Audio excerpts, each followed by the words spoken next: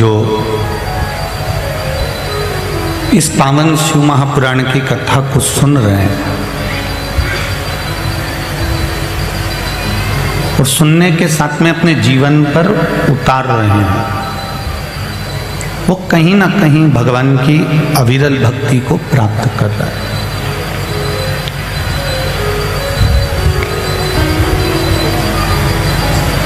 पूरी दुनिया में दो ऐसे होते हैं जिनको तुम्हारे धन की, तुम्हारी संपदा की, तुम्हारी वैभव की, तुम्हारी सत्ता की, तुम्हारी दौलत की जरूरत नहीं होती।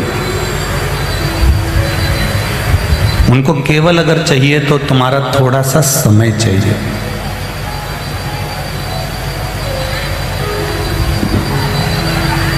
दो दरवाजे पर, दो द्वार पर जो समय देना चालू कर देता है तो उसका समय बदलना भी प्रारंभ हो जाता है। एक गुरुदेव और दूसरे महादेव, ये दो हैं।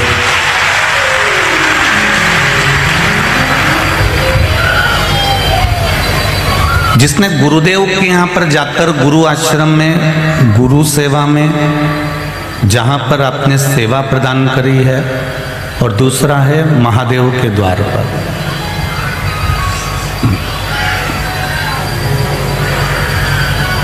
ये इतने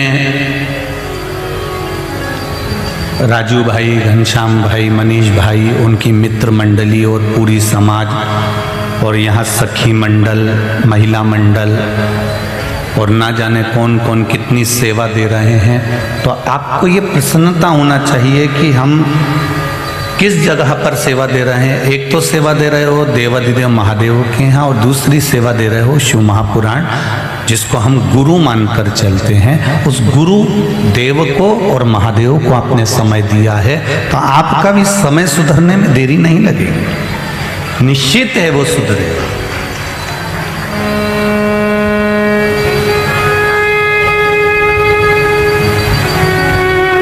भगवत स्मरण में, भगवत भजन में, भगवत कीर्तन में, भगवत मंत्र माला में, नाम स्मरण में जो हमने थोड़ा सा भी समय लगाया है भगवान की भक्ति में, शिव के द्वार पर, शंकर भगवान की चौखट पर, या हमने गुरु जी के दरवाजे पर जाकर कहीं थोड़ी झाड़ू लगा दी, थोड़ी सेवा कर दी, थोड़ा प्रसाद बांट दिया, थोड़ा काम कर दिया, थोड़ा पानी भर दिया, या थोड़ा सामान सोर लिया, या उनकी सेवा में हम लगे हैं, तो वो खाली नहीं जा सकता।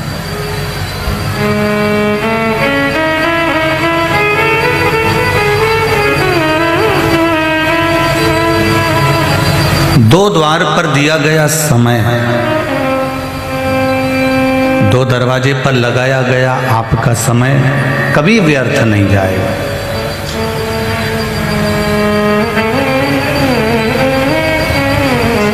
एक महादेव के आगे और एक गुरुदेव के आगे कभी अपने धन का बखान मत करो कि मेरे पास में ऐसा है, मैं कितना कर सकता हूँ, मैं ऐसा कर दूंगा, मैं ऐसा कर दूंगा। नहीं नहीं नहीं, ना तो हमें महादेव के सामने कहना है, ना हमें गुरुदेव के सामने कहना है। एक गुरुदेव के सामने और एक महादेव के सामने हमारे अहंकार का परिचय हमको नहीं देना।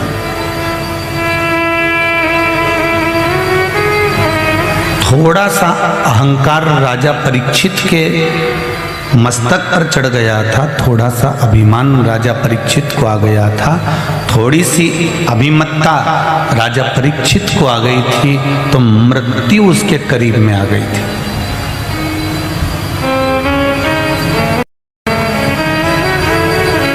गुरु जी के दरवाजे पर जाकर उसने दिखाया क्या? केवल अहंकार तो दिखाया था।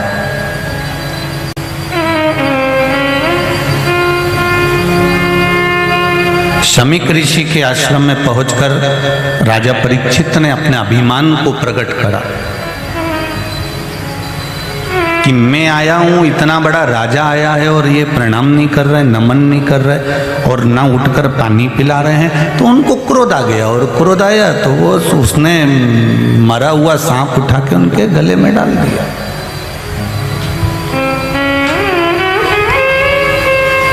तुम कितने भी करोड़पति हो, तुम कितने भी धनपति हो, तुम कितने भी सत्तापति हो, तुम्हारा वैभव कितना भी हो,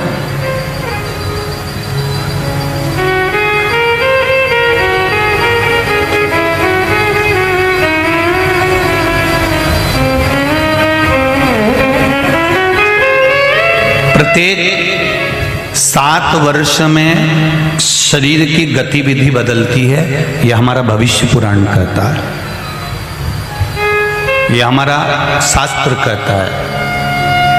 प्रत्येक 7 साल में हमारा शरीर बदलता रहता है, प्रत्येक 7 साल में।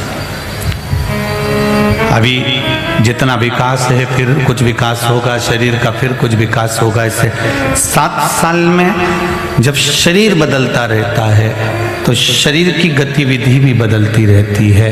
तो जीवन के पड़ाव बड़े विचित्र होते हैं। इन पड़ाव में कब किसकी सत्ता आ जाए, कब किसका तख्ता बदल जाए, कब कौन कहाँ पहुँच जाए, इसका कोई ठिकाना नहीं रहता। इसलिए तुलसी या संसार में सबसे मिलिए धाय, ना जाने किस रूप में नारायण मिल जाए। सबसे मिलो।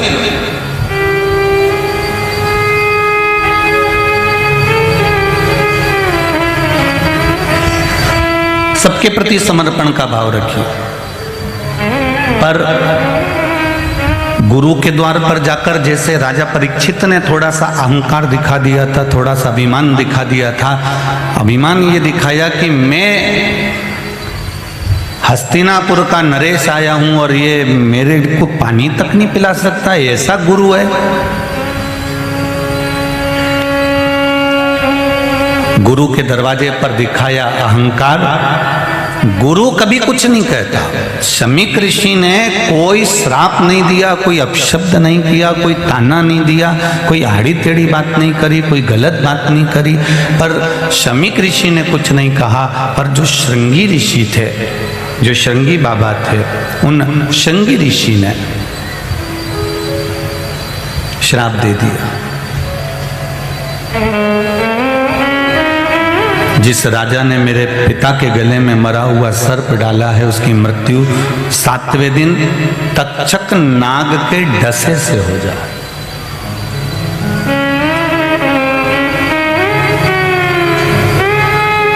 गुरु के दरवाजे पर अहंकार अगर दिखा दिया, महादेव के दरवाजे पर यदि अहंकार दिखा दिया, गुरु और महादेव, गुरुदेव और महादेव, इन दोनों के सामने कभी तुम्हारा अभिमान मत दिखाओ, कभी अभिमत्ता मत दिखाओ, कभी सत्ता मत दिखाओ।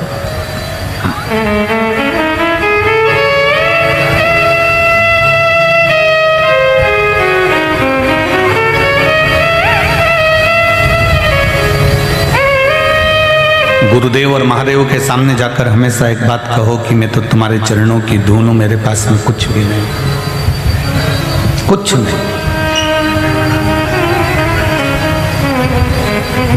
मैंने तेरे ही भरोसे, ओ बाबा तेरे ही भरोसे, हवा बिच उड़ती जावांगी, मामा डोर हाथों छठी नाम में कटी जावांगी, भोले में तेरी भक्ति, गुरुदेव में तेरी भक्ति, हवा बिच उड़ती जावांगी, बाबा डोर हाथों छठी नाम में कटी जावांगी, जो कट गई ना सतगुरु, जो कट गई ना सतगुरु, तो मैं लुटी जावांगी, बाबा डोर तो छठी में कटी जावांगी। गुरु जब तक पकड़ कर रखे, सतगुरु जब तक पकड़ कर रखे, और मेरा देवाधिदेव महादेव जब तक पकड़ कर रखे, किसी की सामर्थ्यता नहीं है कि वो तुम्हारी डोर को कोई काट दे। तुम उड़ते जाओ, बढ़ते जाओ, बढ़ते जाओ, चढ़ते जाओ।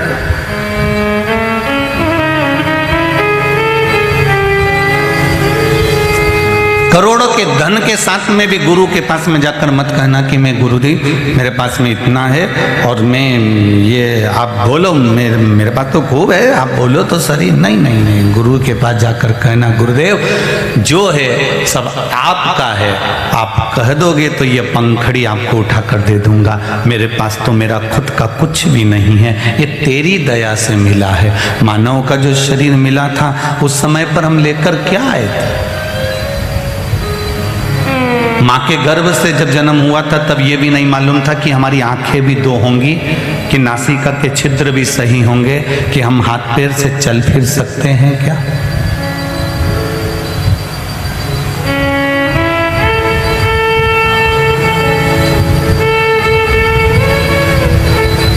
बहुत तेज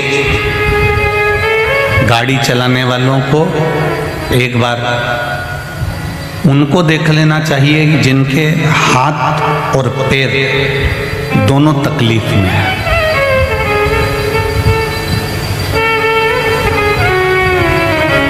गुजरात के छोकरा होन, डीकरा होन, तुम बहुत तेज गाड़ी चलाते हो, ध्यान रखें।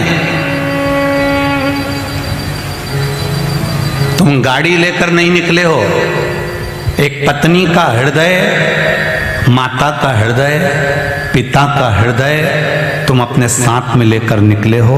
तुम्हें अगर चोट लगेगी तो वो भी जीवित चले जाएंगे। ये माँ का हृदय तुम्हारे साथ। अच्छे से सुन लीजिएगा, जितने भी डीकराउन बैठे हैं, डीकरीउन भी सुन लीजिएगा। चलाओ, पर वाहन चलाने से पहले, गाड़ी को बहुत तेज दौड़ाने से पहले ये विचार करना कि घर में धर्म पत्नी है, बच्चे हैं, माँ है, पिता है। उनको देखो जिनका शरीर कुछ बेकार सा हो गया, वो भगवान से रोज प्रार्थना करते हैं तूने पाँव ऐसा कर दिया, हाथ ऐसा कर दिया, और हम तेज चलाकर अपने आप को नष्ट कर ले। थोड़ा संभलना है हमको, थोड़ा सा।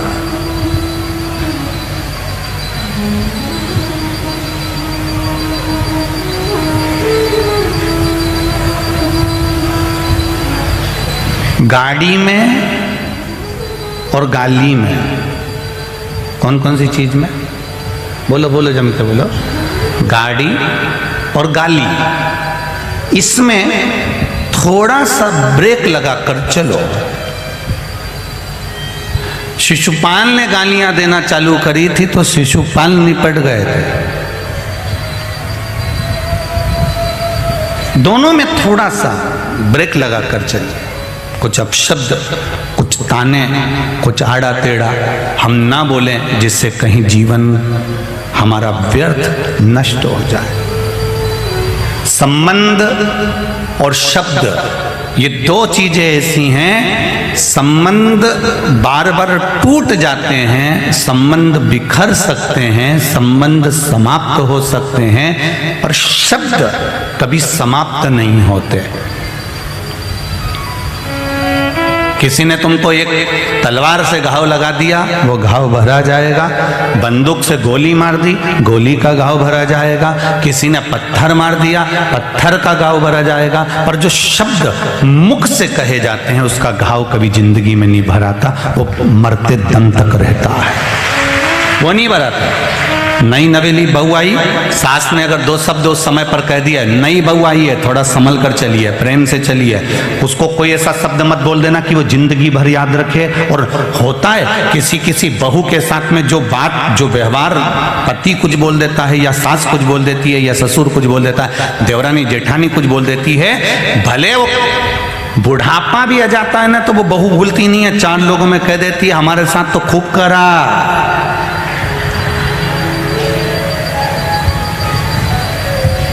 बोलो री बड़ोदरा वाली जी जियो, सही है कि गलत है? अंतिम क्षण तक भी याद रखती है। और तुम मर भी गए ना तो भी वो बहू चार लोगों में कह देगी हमारी सास तो भैया, कहने में पीछे नहीं हटेगी। और तुमने कितनी बार करा? शादी होकर आई, बस उस समय पर तुम्हें थोड़ा सा कंट्रोल की जरूरत थी। 1-2 साल, 2 साल मेरा माताओं से निवेदन है, बुजुर्ग माताओं से निवेदन है, अगर बहू अपशब्द कह रही है तुम थोड़ा शांति रखना। हो सकता है वो आपको समझ नहीं पा रही हो, नहीं है, और आपने अपने पुत्र को, आपने अपने छोरे को, आपने अपने बेटे को जब गोदी में रखकर पाला पोसा है, तो ये समझो कि वो पराए घर की आई है, उसको भी धीरे से एडजस्ट करने में समय लगेगा। हम उसको कर लेंगे, हम उसको संभाल लेंगे।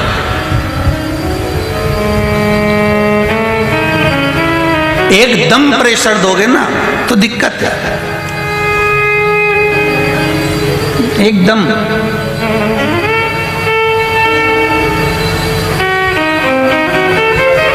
थोड़ा सा संभालिए उसको, थोड़ा। कोई बात नहीं बेटा, हो गया ना, कोई बात नहीं, चल तू तो अपना काम कर, चलता रहता है, ये तो मनुष्य देह बेटा, चलेगा। कल एक माता जी ने, कोई ने पत्र दिया था, वो पत्र काउंटर पर जमा करा था। वो काउंटर पर जब पत्र पहुंचा कक्ष में तो हमने पढ़ा था, उसमें लिखा था, गुरुजी जब से शिव महापुराण की कथा टीवी पर आ रही है तब से घरों में विवाद कम हो गया, क्योंकि ज्यादातर माताएं सब टीवी के सामने लगी रहती है, कोई मोबाइल पर लगी रहती है, कोई कहीं लगी रहती है, तो विवाद टल गया। अब 3 घंटा तो उसका कथा में निकल जाता है, अब कथा की तैयारी करती है, 3 घंटा कथा में निकल गया, फिर 1-2 घंटा जो कथा सुनी है उसका असर तो रहेगा, भले बाकी का समय नहीं रहे पर 1-2 घंटा तो रहेगा। और 1-2 घंटा असर रहता है तो फिर इतनी देर में फिर रात हो जाती है, और रात हो जाती है तो भोजन करे, सोए। अब ये सवेरे भी उठी सासू तो सेवा में लग गई, मंदिर गई, 1 लोटा पानी चढ़ाने गई, मंदिर से आई 10 बज गई, खाना खाया, थोड़ी देर लेट गई, फिर कथा की तैयारी हो गई, 2 बजे कथा आ गई। और महाराज का भी कोई ठिकाना नहीं रहता, कभी कथा 2 बजे दे देता, कभी 1 बजे दे देता। नहीं, ये बदल बदल कर समय इसलिए दिया जाता है जिससे आप लड़ाई का समय अगर 1 बजे का करो तो अगली कथा हमने 1 बजे रख दी है। तुम अगर प्लानिंग बनाते हो कि 1 बजे हम लड़ेंगे, अगली कथा हम नहीं सुनेंगे और 1 बजे लड़ेंगे, 2 बजे कथा आती है तो 1 बजे लड़ेंगे, तो कथा का टाइम चेंज कर दी। इसलिए बैतुल की कथा 1 बजे रख दी कि तुम अब 6 बजे के बाद लड़ो।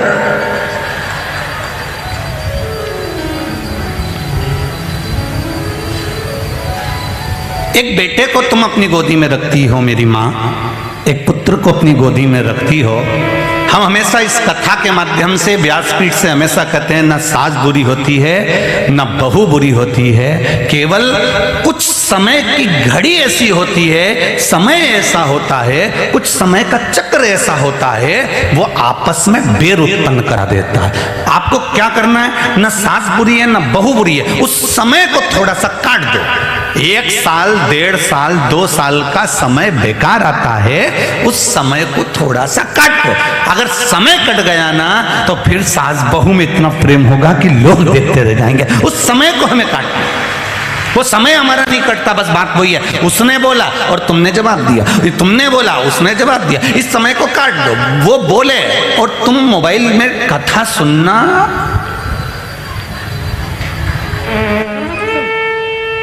समय कट गया। गुस्सा कितनी देर का आता है? पूरे दिन भर का है? पूरे दिन भर का तो किसी को गुस्सा नहीं आता होगा। गुस्सा कितनी देर का आता है? थोड़ी सी देर का। उस थोड़ी सी देर के गुस्से में व्यक्ति कमरे में गया, घर के अंदर गया, चक्कू उठा लाया, तलवार उठा लाया और किसी को मार दिया। कितनी देर लगी? 10 मिनट। अंदर गया, डंडा लाया, तलवार लाया, बंदूक लाया, चक्कू लाया और गोद दिया। अब 10 मिनट उसको मारने में लगे। 10 मिनट के गुस्से में उसने ऐसा पाप कर दिया, ऐसा पाप कर दिया कि अब वो 10 साल के लिए जेल के अंदर पड़ा हुआ है। केवल 10 मिनट पर कंट्रोल कर लेता तो 10 साल के लिए अंदर नहीं पड़ा होता। केवल 10 मिनट। वो 10 मिनट उसका सही से निकल जाता तो फिर वो अंदर ना पड़ा होता। अब 10 मिनट का गुस्सा आया, पूरा परिवार अस्त व्यस्त हो गया। कोई कह रहा है बच्चा विचार बताओ इसको कैसे बचाएंगे, कोई वकील कर रहा है, कोई थाने वाले से बात कर रहा है, कोई पुलिस से बात कर रहा है, कोई किसी से बात कर रहा है, कोई अपनी पहचान वाले से बात कर रहा है। 10 मिनट का क्रोध हमारे 10 साल की जिंदगी को बर्बाद कर। इसलिए जिस समय क्रोध आए, जिस समय पूरे क्रोध के समय पर तुम्हारे साथ में लोग होंगे जो तुमको और चने के झाड़ पर चढ़ाएंगे, हाँ हाँ ला डंडा दे धर के, और जब केस लड़ने का समय आएगा तब कोई नहीं रहेंगे। तुम्हें अकेले थाने में पड़े रहना है, तुम्हें अकेले कोर्ट में खड़े रहना है, और तुम्हें अकेले को भुगतना है। व्यक्ति के कर्म का दंड व्यक्ति को भोगना है, अकेले भोगना है, कोई दूसरा नहीं भोगेगा।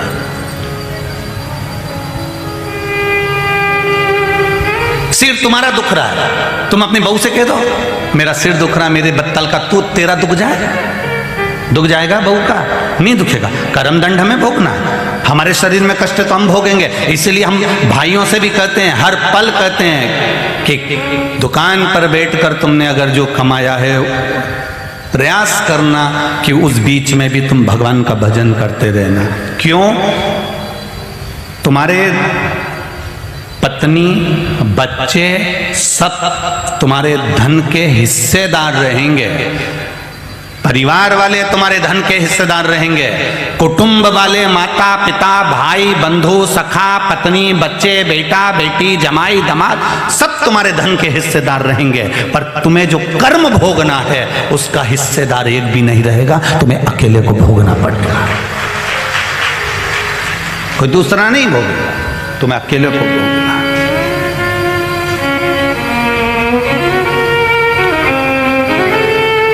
महाराज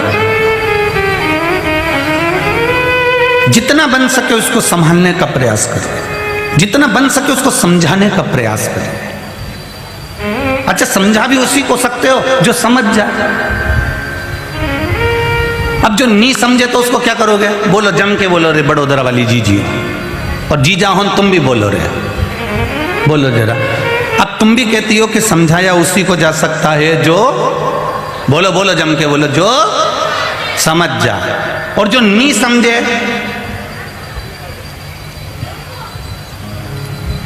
नहीं समझाओगे ना उसको, तो फिर बहू से क्यों भिड़ती हो? जब वो समझे ही नहीं तो क्या भिड़ना? बहू कहे मैं सास से भिड़ूं, क्यों भिड़े? जब तुझे मालूम है तू समझा समझा के रह गई, डोकरी को, अम्मा को, माता को। वो नहीं समझे तो क्यों समझा? तू अपने आप को समझाना थोड़ा सा, तू अपने आप को समझा कि ये नहीं सुधरेगी तो मैं सुधर जाऊं, उसमें क्या दिक्कत? आप गन्ना बोलते हैं या साटा बोलते हैं? चीनी एक बोलो तो सुनाई दिया, इतना सारा बोल दिया। खेरची, शेरडी, हाँ। तो गन्ना है कि शेर की बहन है शेरडी? अब जो भी है तुम समझ गए, बस इतना ही बहुत है दादा। तुम इतनी समझ गए ना, कथा पूरी हो गई अपनी तो दादा। इतना समझ गए, गन्ना जो है शेरडी है ना, हाँ। तो शेरडी अच्छा नाम बताया दादा तुम।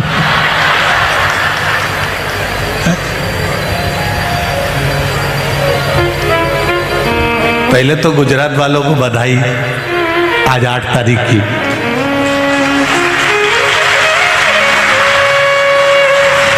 सभी को 154 की।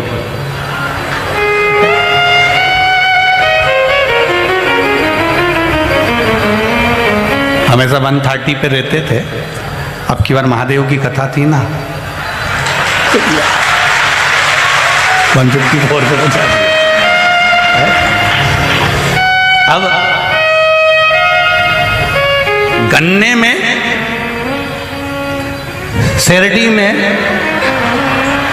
आप कितना भी गंदा पानी डाल दो, कितना भी बेकार पानी डाल दो, बोलो वो गन्ना, साटा शेरडी खट्टा होगा कि मीठा होगा? मीठा होगा। और नींबू के पौधे में तुम शक्कर घोल घोल के डाल दो, नींबू खट्टा रहेगा कि मीठा हो जाएगा? खट्टा रहेगा।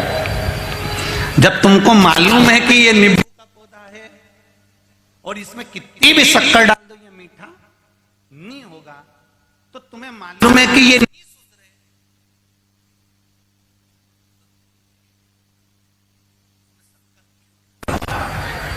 रोज रोज क्यों टोको? बेटा ऐसा कर ले, बेटा वैसा कर ले। अब तुम्हें मालूम है कि ये, तो फिर क्या करना पड़ेगा? कुछ मत करो, शक्कर बर्बाद मत करो घोल घोल के डालने में नींबू के पौधे में, वो शक्कर खुद खाओ और अपन सुखी रहो। ये नींबू के चक्कर में क्यों अपना माथा पच्ची करके समय बर्बाद करो?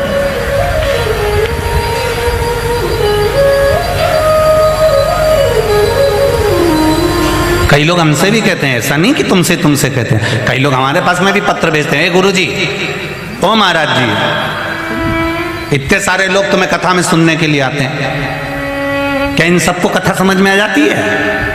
आदि बहुत तो यूं ही मुंडी हिला देती होगी। क्या इतने लोगों को कथा समझ में आ जाती है? हमने कहा नहीं आती। ये 100 लोगों में से अगर 40 को कथा समझ में आ रही है और बाकी की जो 60 है वो न्यूज मुंडी हिला है, तो फिर इनको आना ही नहीं चाहिए। हमने कहा क्यों नहीं आना चाहिए?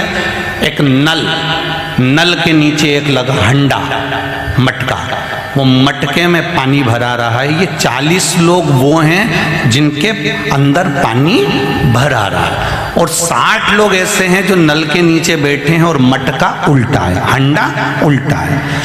परंतु भले इनमें पानी नहीं भरा रहा, पर नल के नीचे जब तक लगे हुए हैं तब तक ठंडे तो है, शीतल तो है, बस उतना ही है। 40 लोगों में अगर कथा समाहित हो गई, 40 लोगों में कथा पहुंच गई, 60 में नी भी पहुंची, ने यूं मुंडी हिला दी। परंतु भले कुछ भी हो, शीतलता तो है। 3 घंटे की कथा होती है, 2 बजे से 5 बजे तक, सवेरे 9-10 बजे से आप लोग 8 बजे से घर से निकलो, 7 बजे से निकलो, यहाँ पहुंचे, फिर रात्रि को जाओ, फिर अपने काम में लग जाओ। रात को हमें सूचना मिल रही थी, वो अभी बता रहे थे और सब परिवार वाले बता रहे थे, बहड़िया परिवार के, कि रात को यहाँ 1:30, 2 बजे तक तो ऐसा मेला लगा रहता गुरुजी, पूरे बड़ोदरा के लोग आके आनंद ले लेते हैं। तो ये तो एक आनंद का भाव है। जितनी देर आप भगवान के पास बैठे हो, भले आपको कथा समझ में आ रही कि नहीं आ रही, 60 लोगों को वो पता नहीं, परंतु शिव पुराण कहती है कि जितनी देर बैठे उतनी देर तुम किसी को झूठ तो नहीं बोल रहे हो, जितनी देर बैठे उतनी देर तुम कपट तो नहीं कर रहे हो, जितनी देर बैठे उतनी देर तुम बेईमानी तो नहीं कर रहे हो, जितनी देर बैठे उतनी देर तुम झगड़ा तो नहीं कर रहे हो, जितनी देर बैठे हो उतनी देर तुम गलत काम तो नहीं कर रहे हो, जितनी देर बैठे उतनी देर तुम नाटक तो नहीं देख रहे हो, जितनी देर बैठे उतनी देर तुम फिल्म तो नहीं देख रहे हो, जितनी देर बैठे हो उतनी देर तुमने अपने जीवन को संवारा तो है, अपने जीवन को सुधारा तो है। बस इतना भी अगर तुम्हारा मार्ग प्रशस्त हो गया तो समझ लो कि तुम्हारा जीवन धन्य हो गया। इतना भी संवर गया तो वो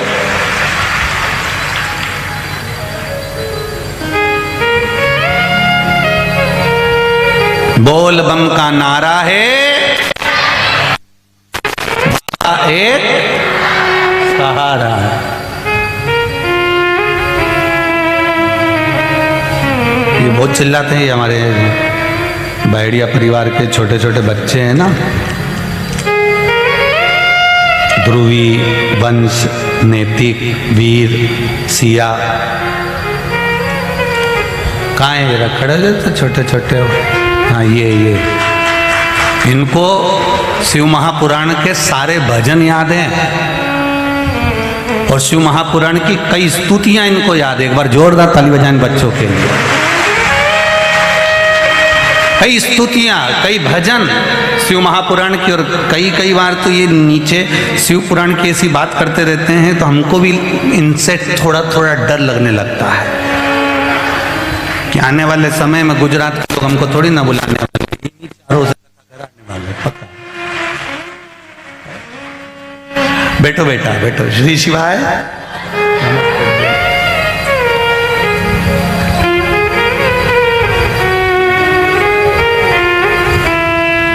शिव कथा कह रही है, भगवान शंकर का गुणगान कर रहा है।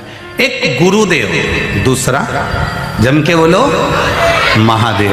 ये दो ऐसे होते हैं, इनके सामने कभी अभिमान के शब्दों का संबोधन नहीं। शिव के पास भी जाओ तो उसके चरणों की पूंजी को पाने के लिए जाना, और गुरुदेव के पास जाओ तो उनके चरण की रज पाने के लिए जाना। राजा परीक्षित को थोड़ा सा अहंकार आ गया था गुरु के दरवाजे पर जाने पर, और गुरु के द्वार पर पहुंचकर उसने अभिमान का शब्द ये कह दिया कि मैं आया और इन्होंने मुझे पानी तक नहीं पिलाया। क्रोध में आ गया राजा परीक्षित, मरा हुआ सर्प उठाकर डाल दिया था। तो श्रृंगी ऋषि ने श्राप दे दिया था कि तू 7 दिन में मर जाएगा। जब व्यक्ति के भीतर अहंकार प्रकट हो जाता, अभिमान सामने आ जाता है, फिर वो नष्ट हो जाता। जैसे एक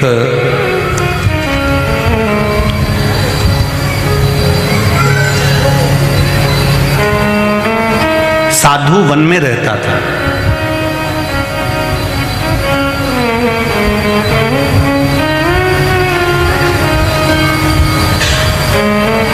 सबसे पहली भस्म भक्त ने भगवान को लगाई थी कि भगवान ने भक्त को लगाई थी? कोई तुमसे पूछ सकता है?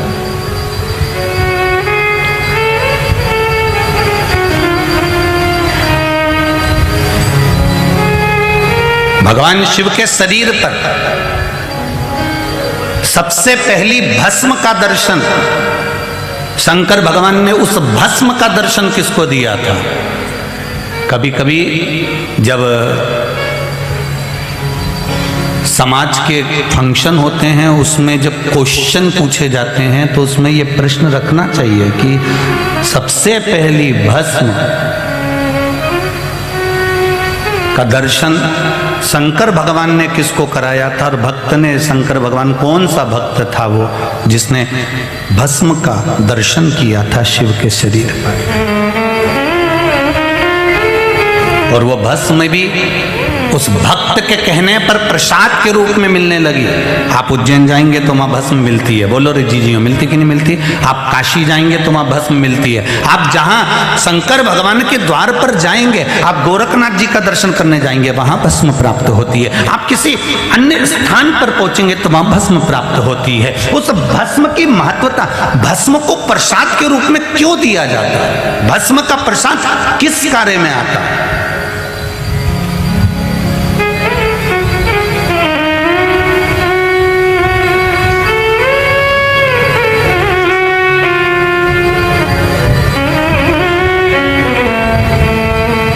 किसी मंदिर से नारियल दिया जाता है, किसी मंदिर से श्रीफल दिया जाता है। कहीं आप दर्शन करने गए, किसी ने आपको श्रीफल दे दिया। 2 जगह पर मिला हुआ श्रीफल का स्मरण करिएगा जरा। एक कोई आपसे मिलने आया, कहीं आपको सम्मान के लिए बुलाया, सत्कार के लिए बुलाया, कोई ने अतिथि के रूप में बुलाया, आपको शाल ओढ़ाया और श्रीफल दे दिया। उस श्रीफल को आप किसी को भी दे सकते हो, उस श्रीफल को आप कभी भी प्रदान कर सकते हो, वहीं की वहीं उठाकर दे सकते हो, वहीं की वहीं छोड़ सकते हो। पर किसी मंदिर में गए और मंदिर में जाने के बाद किसी विशाल मंदिर में, किसी श्रेष्ठ मंदिर में आपको किसी ने आतिथ्य के भाव में एक श्रीफल दे दिया। अंदर मंदिर से पंडित जी ने उठाया, पुजारी जी ने उठाया और श्रीफल आपको प्रदान कर दिया। अब वो श्रीफल का तुम क्या करोगे?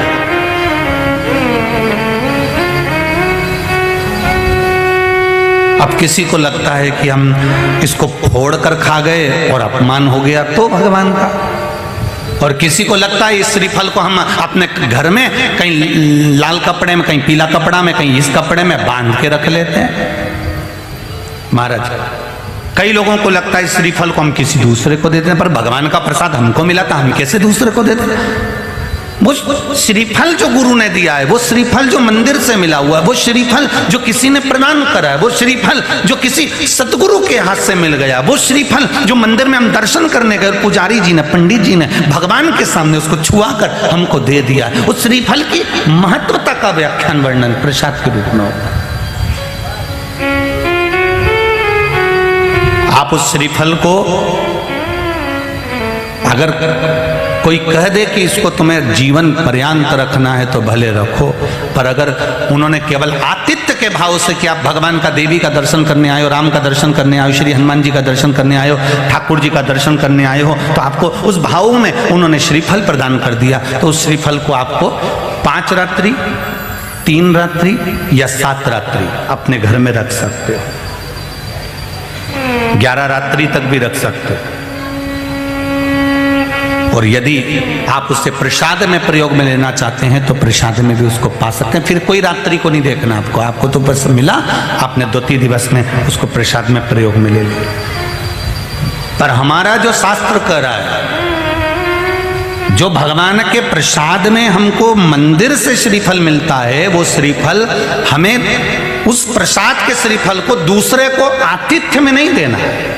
हम बहुत गलती कर जाते हैं कई बार, उस श्रीफल को हमने बाकी के श्रीफल के साथ मिला लिया और मालूम पड़े वो दूसरे को चले गया। नहीं, या तो उसको प्रसाद के रूप में प्रयोग कर लो, या फिर उसको रखने के बाद में फिर किसी श्रेष्ठ जगह पर उसका विसर्जन हो जाए तो श्रेष्ठ है।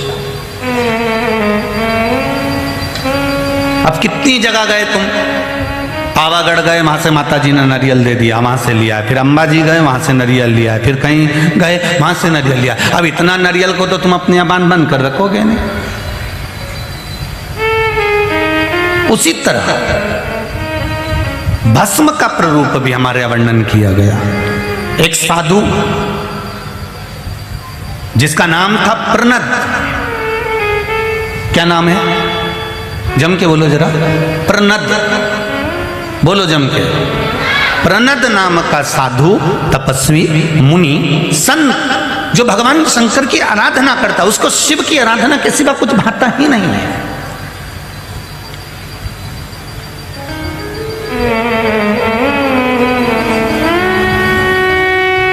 उसका एक नियम है, बेलपत्र को तोड़कर लाएगा, शिव जी पे चढ़ा देगा। बेलपत्र तोड़ने का भी एक तरीका होता है शंकर भगवान को चढ़ाने के लिए। कई लोग कहते हैं हम भगवान शंकर को बेलपत्र चढ़ाते हैं, शंकर जी खुश नहीं होते हैं। कारण है उसका, आपने गलती करी है बेलपत्र तोड़ने में। क्या गलती करी है?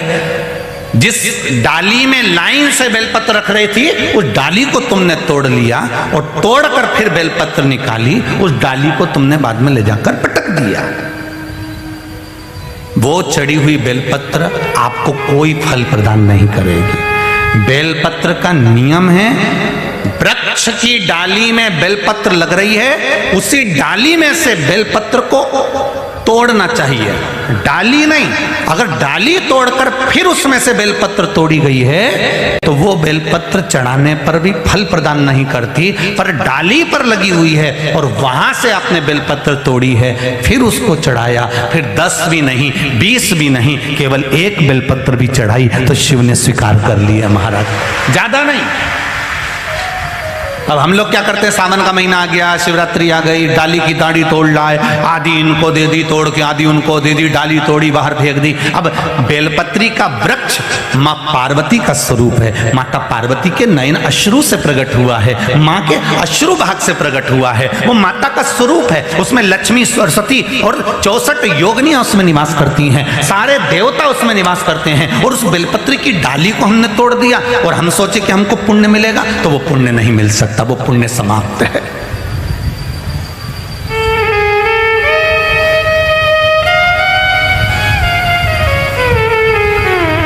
प्रणत एक ऐसा संत, प्रणत एक ऐसा साधु, प्रणत एक ऐसा मुनि, प्रणत एक ऐसा तपस्वी जो पत्तियां तोड़ता था, डाली नहीं। और केवल बेलपत्री की पत्तियां नहीं तोड़ता था, जो पौधा उसको मिल जाता था उसकी पत्ती तोड़ कर ले आता था, शिव जी को चढ़ा देता था।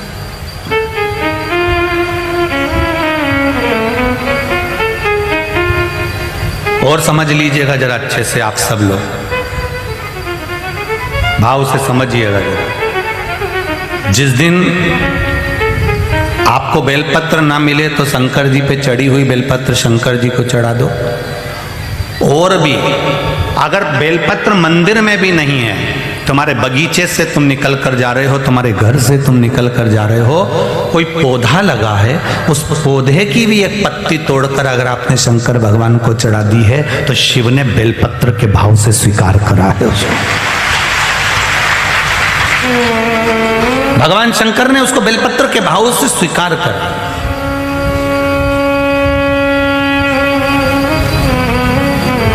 भगवान शिव उसको स्वीकार कर लेते हैं।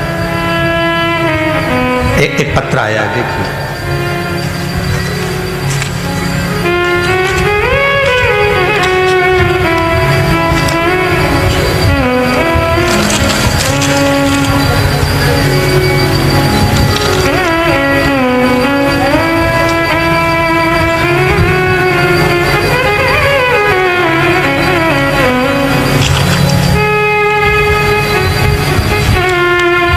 मैं घनश्याम उपाध्याय दिल्ली से आया हूँ। कहीं बैठे हो तो हाथ हिलाइएगा।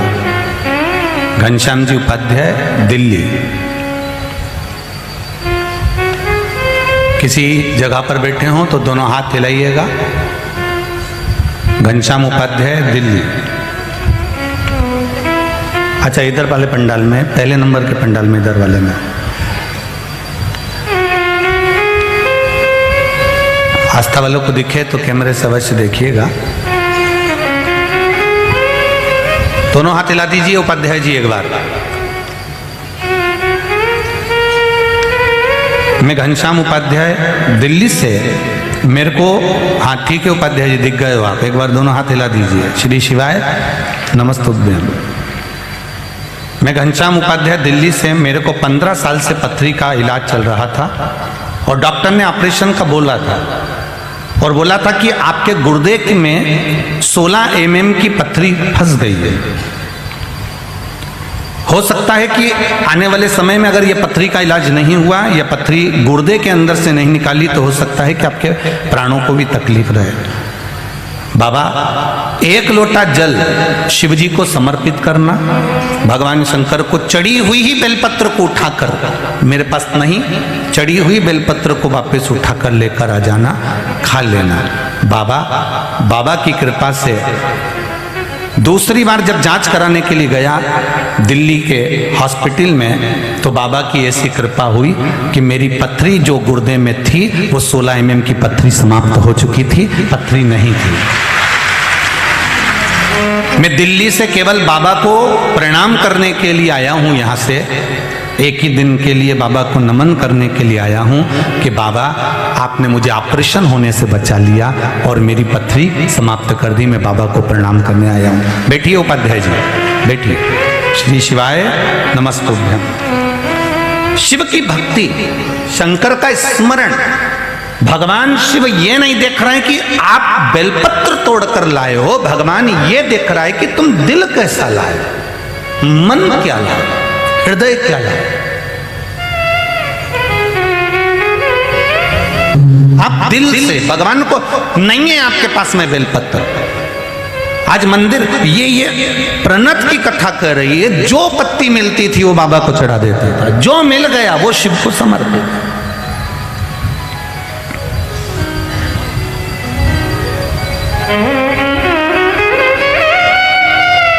एक बात कहना चाहेंगे आस्था चैनल पर जितने लोग सुन रहे हैं और जितने फेसबुक यूट्यूब पर सुन रहे हैं और जितने इस बड़ोदरा की पावन धरा पर सुन रहे हैं, कोई नारियल लेकर जाए मंदिर में, कोई बेलपत्री लेकर जाए, कोई चना चिरौंजी लेकर मंदिर में जाए, कोई अगरबत्ती दिया लेकर जाए, मेरे महादेव हमेशा तुम्हारे नारियल, चना चिरौंजी और अगरबत्ती और दिए का इंतजार नहीं करते। महादेव कहते हैं कोई दिल लेकर आ जाए, बस मैं उसको मिल जाता हूं। नारियल लाने वाले ढेर मिलेंगे, अगरबत्ती लाने वाले ढेर मिलेंगे, चना चिरौंजी लाने वाले ढेर मिलेंगे, भगवान को 10 रुपया 5 रुपया भेंट चढ़ाने वाले ढेर मिलेंगे, 100 200 500 रुपए चढ़ाने वाले भी ढेर मिलेंगे, 1 रुपया चढ़ाने वाले भी ढेर मिलेंगे, दिया लगाने वाले भी ढेर मिलेंगे, अगरबत्ती लगाने वाले भी ढेर मिलेंगे। पर भगवान के पास नारियल ले जाने वाले, अगरबत्ती ले जाने वाले, धूप बत्ती ले जाने वाले, सामान ले जाने वाले ढेर मिलते हैं, पर भगवान के पास दिल ले जाने वाले बहुत कम मिलते हैं। शिव कहते हैं मेरे पास दिल लेकर आए, हृदय से आए। एक लोटा जल भी ला रहे हो तो उसमें छल नहीं होना चाहिए, उसमें दिखावा नहीं।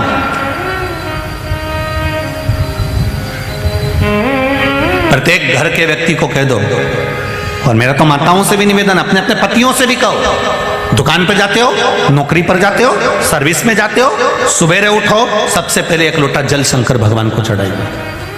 कारण क्या है उसका? क्या कारण है? दुकान पर बैठकर पति कमा रहा है, नौकरी करने पति जा रहा है, सर्विस करने पति जा रहा है, कमा कर वो ला रहा है अपने बच्चों के लिए, अपनी पत्नी के लिए, अपने परिवार के लिए। सुबह 8 बजे का, 9 बजे का, 10 बजे का निकलता है, शाम को 6 बजे थक कर अपने घर में आता है। घर में आया बेचारा, चुपचाप आया, भोजन करा, विश्राम किया, फिर सुबह जाने की तैयारी हो जाती है। ऑफिस में, नौकरी में, धंधे में, सर्विस में उसको झूठ भी बोलना पड़ता है, उसको बेईमानी भी करना पड़ता है, उसको कपट भी करना पड़ता है, उसको छल भी करना पड़ता है, तब जाकर वो अपने परिवार का भरण पोषण कर सकता है।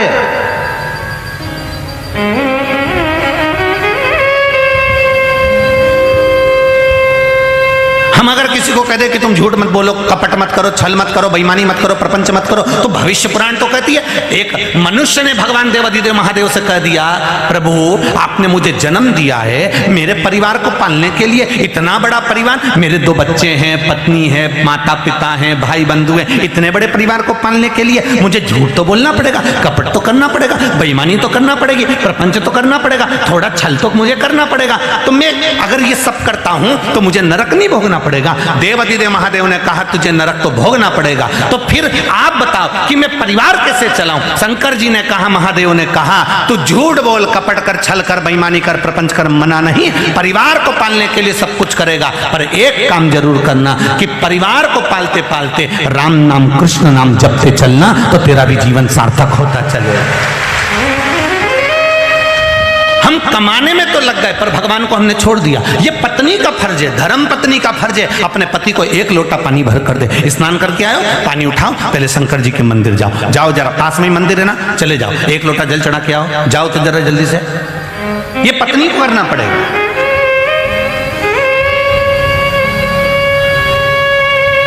तुम जब जिद पर अड़ती हो तो ऑफिस से भी 1 घंटे पहले आ जाता है।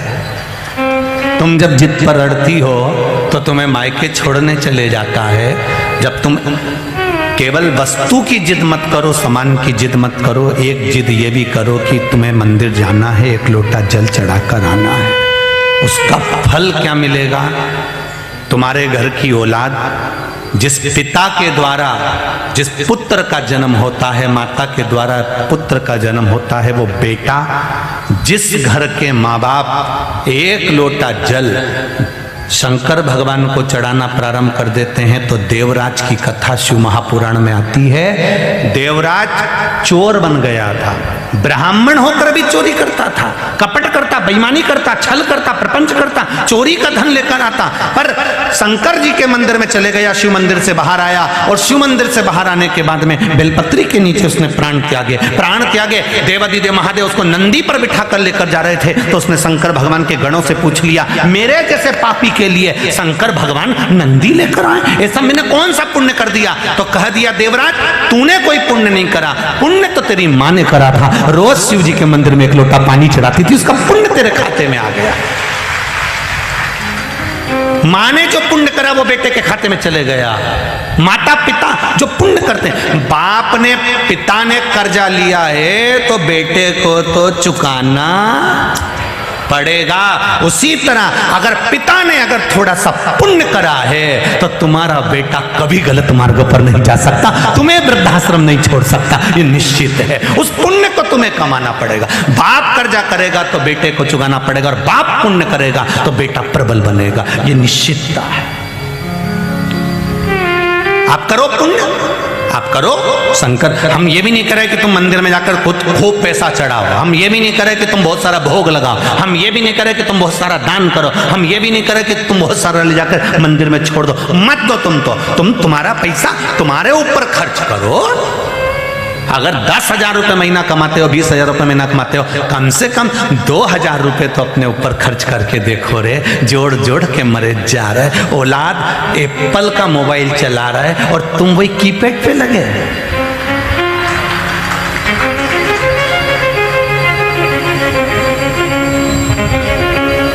औलाद एक से बढ़कर एक गाड़ी में घूम रही है और तू वही स्कूटी।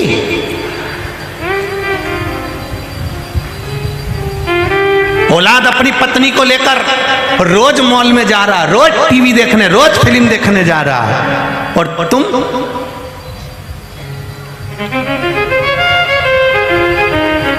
नहीं बोलो। मैं बोलूंगा तो तुम जाके लड़ाई कर, इसलिए बोल के आपत बोल नहीं लू। मैं तो बोलू ही नहीं दादा। कितना कमाया तुमने, कितनी मेहनत करी तुमने, घर बनाया, मकान बनाया, दुकान बनाई, सब कुछ तैयारी तुम्हारी थी। तुम्हारी औलाद ने कुछ नहीं करा, करा तुमने है। जोड़ जोड़ जोड़ जोड़ जोड़ जोड़ जोड़ जोड़ सब दे दिया। और कह रहे थे अब खाने की उम्र आई। जब खाने की उम्र आई तब पूरा की पूरा सोफा सेट निकल के चले गया, पूरा सोफा सेट गायब।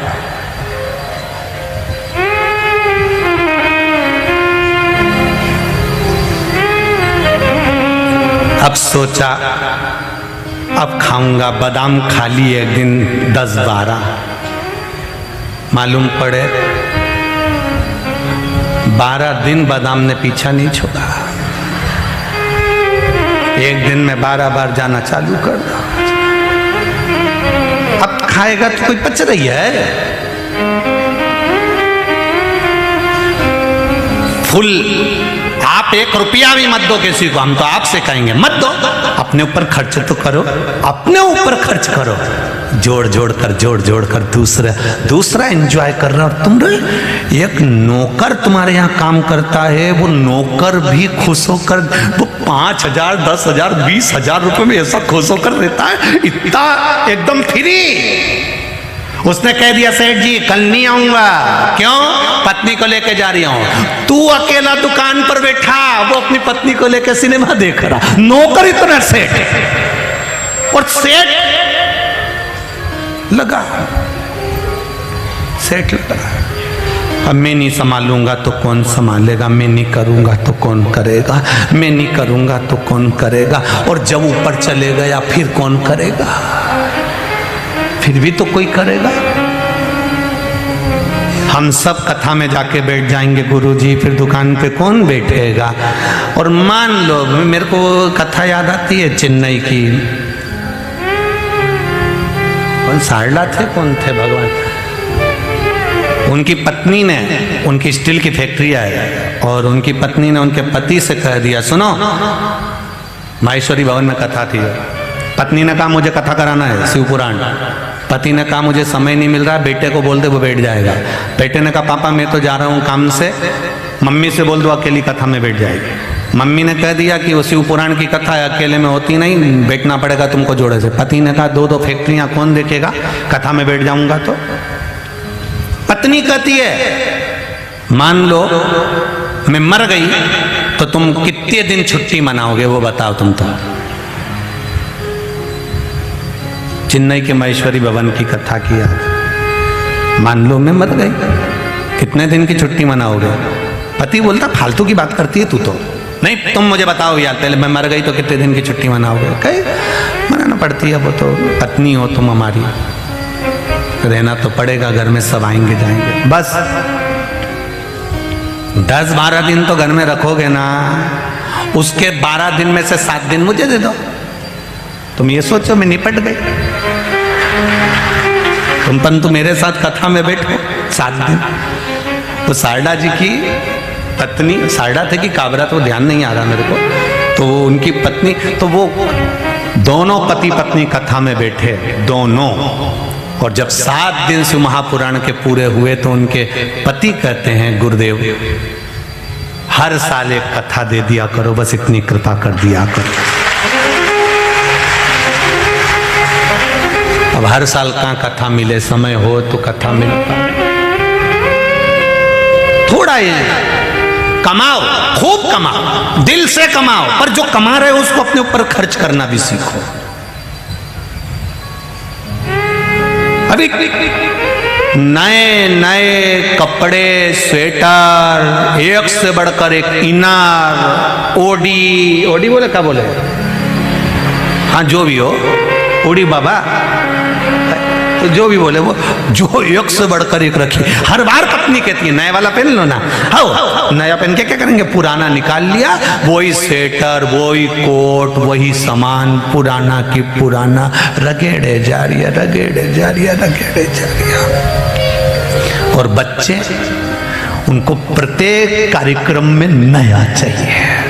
और तुम्हारे जेब में जो रुमाल पड़ा है वो भी ऐसा हो रहा मुंगेरी लाल का हसीन सपना। वो रुमाल देखो जेब का जरा निकाल के,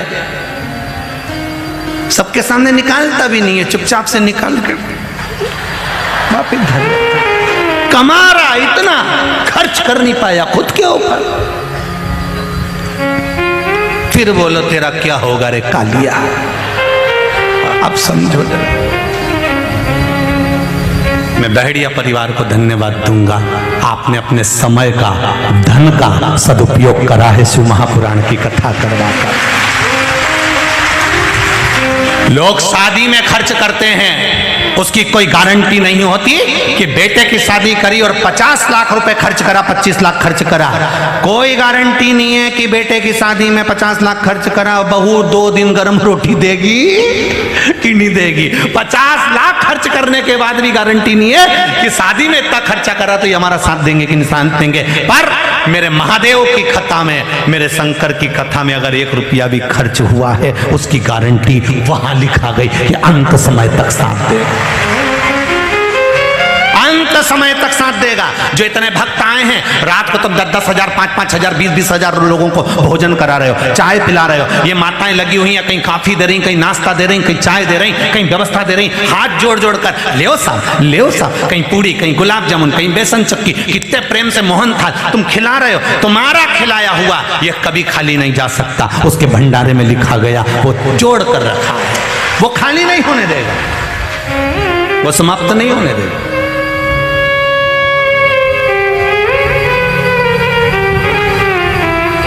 आपने जो शिव को दिया, लिखा शिव पुराण के उमाखंड में, शिव महापुराण के उमाखंड में लिखा है, सारी जगह पर दिया हुआ समाप्त हो सकता है। कितना सुंदर कहा, एकादशी का व्रत करा और एकादशी का व्रत करा और मरने के समय से पहले हो सकता है तुमने जो पुण्य करा, तुमने जो व्रत रखे, मंगल रखा, ये रखा, वो रखा, तुमने अन्न दान करा, तुमने वस्त्र दान करा, तुमने स्वर्ण दान करा, तुमने मुद्रा दान करा, सब दान तुमने सब जो रखा, सब जगह करा, हो सकता है मरने के पहले तुमने जो पुण्य करा था वो समाप्त हो जाए।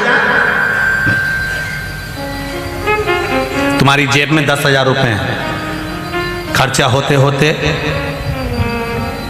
कभी कभी 1 रुपया नहीं बचता, मरते मरते हो सकता है तुम्हारा पुण्य समाप्त हो जाए।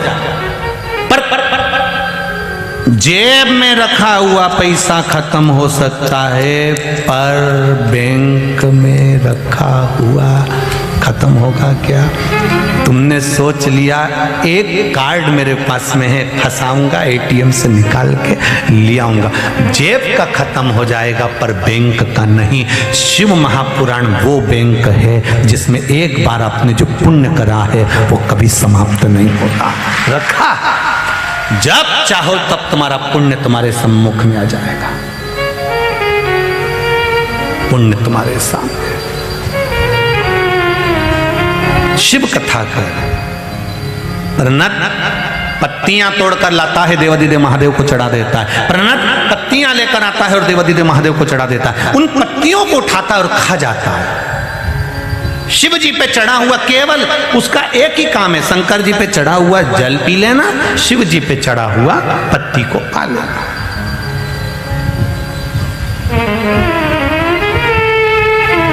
कई लोग कहते हैं शंकर जी पे चढ़ा हुआ सामग्री नहीं खाना चाहिए।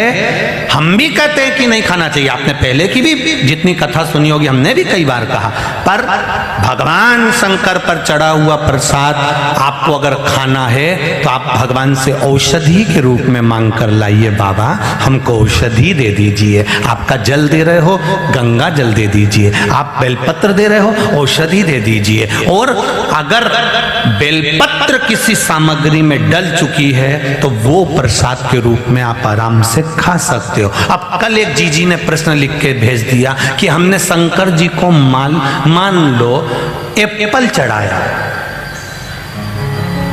और पूरा चढ़ाया, अब इसके 3 टुकड़े कैसे करें? और अगर शिव जी को चढ़ा दिया तो वो तो हम खा ही नहीं सकते। उस एप्पल पर भी आप बेलपत्र रख दो, हो गए 3 टुकड़े। केवल बेलपत्र जिस सामग्री पर रखा जाती है उसके हिस्से करने की भी जरूरत नहीं होती, वो अपने आप 3 हिस्से में विभाजित हो जाती है। बेलपत्र में वो सुख है, बेलपत्र में वो आनंद है।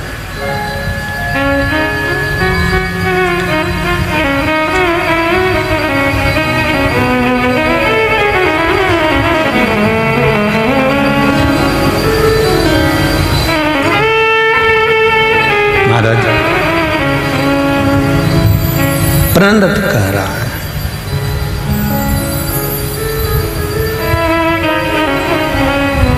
काशी वाले दिखा दे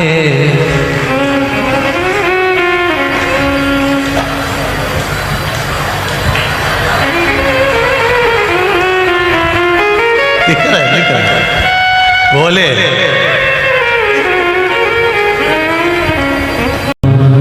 शिव कथा कह रहे हैं। प्रणत शिव जी को बेलपत्र पत्तियां समर्पित कर देता है और रोज जल लाता, जो पत्र भगवान को चढ़ाता वो खा लेता। भगवान की अविरल भक्ति में डूबा रहता, भजन में डूबा रहता। एक बार झोपड़ी बनाने के लिए लकड़ी काट रहा था और लकड़ी काटते समय उसके हाथ में चोट लग गई। चोट लगी तो उसके हाथ में से रक्त निकलना था, उस रक्त की जगह पत्तियों का रस निकल रहा था। ध्यान देना जरा इस बात पर। हाथ में अगर चोट लगती तो रक्त निकलना चाहिए, पर रक्त की जगह पर उसके हाथ से पत्तियों का रस निकल रहा था। अब पत्तियों का रस निकला तो उसने विचार करा, बताओ मैंने कितनी शिव जी की भक्ति करी है, मैंने कितना भगवान शंकर का भजन करा है कि मेरे शरीर में रक्त नहीं बचा। पत्ती इतनी खाई मैंने, बेलपत्र इतना खाया, इतना पत्तियों का सेवन करा कि मेरे शरीर में से रक्त की जगह पर पत्तियों का रस निकल रहा। पत्तियों का रस। अब इसको आ गया अहंकार।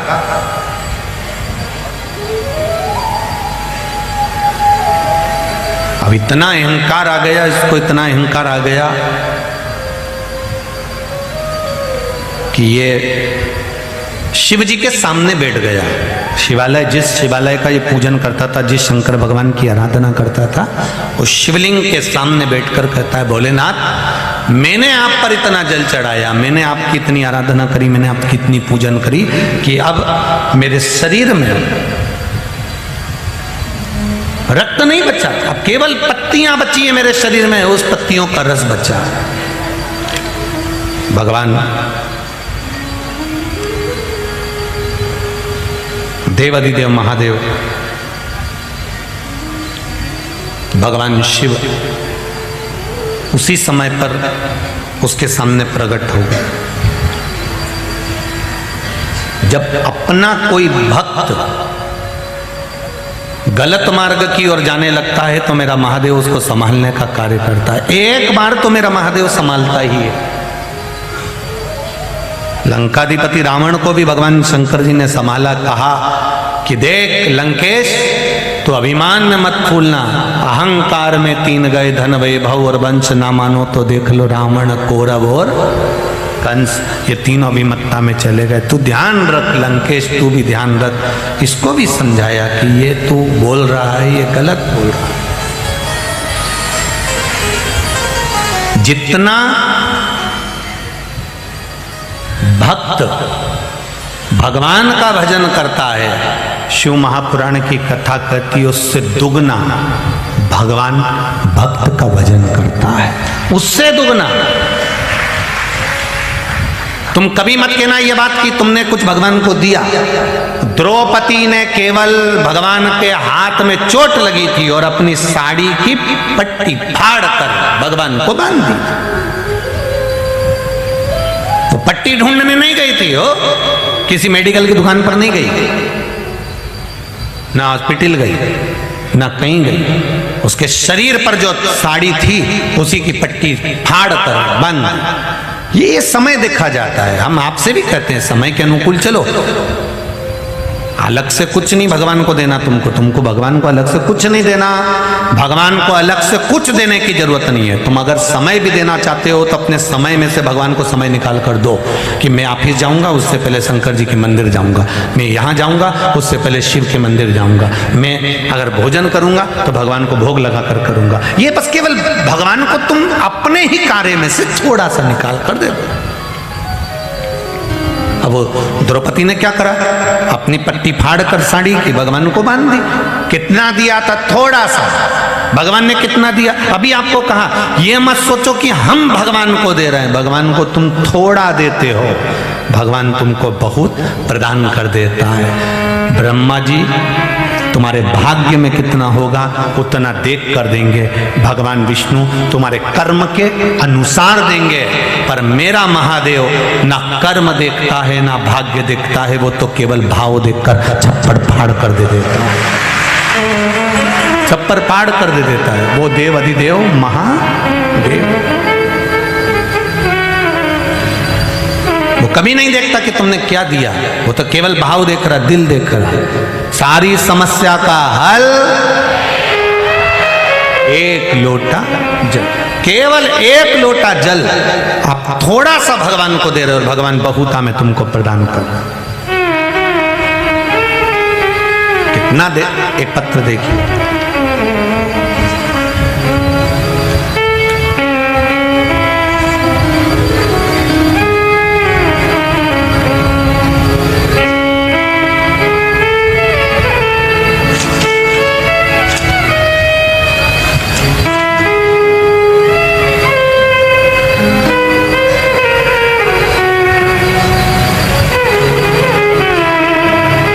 पत्र तो काव्य के लिए भी आया है। भड़ूच से मां नर्मदा के किनारे की रहने वाली हैं। गुरुदेव, मैं सब बात में कहूंगी, पर एक बात कहना चाहती हूं। जब तक पृथ्वी पर रहूंगी तब तक जितनी मेरी सांस चल रही है, बेटा काव्य, तेरा नाम कभी जिंदगी में नहीं भूल पाऊंगी। तूने शिव महापुराण की कथा सुना दी। मेरी एक एक सांस मरते दम तक काव्य का नाम लेती रहेगी कि उसने मुझे प्रसाद शिव महापुराण की कथा सुनाई। ये भड़ूच से पत्र आया है किसी का, भड़ूच से लिखा। बहुत बहुत साधुवाद बहन आपको, बहुत बहुत। और फिर कहूंगा, कोई कोई पुण्य आत्मा ऐसी होती है जो अपने पीछे भी भगवान का कार्य करा कर चली जाती है, वो काव्य पुत्र है।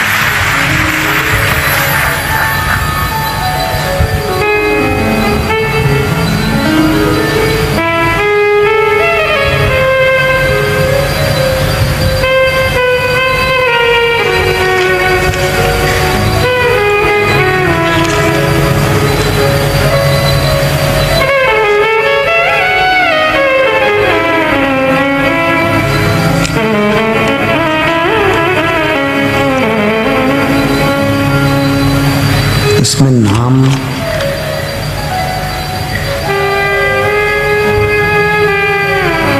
आशा देवी अग्रवाल, मैं मध्य प्रदेश की रहने वाली हूँ, बड़ोदरा रह रही हूँ।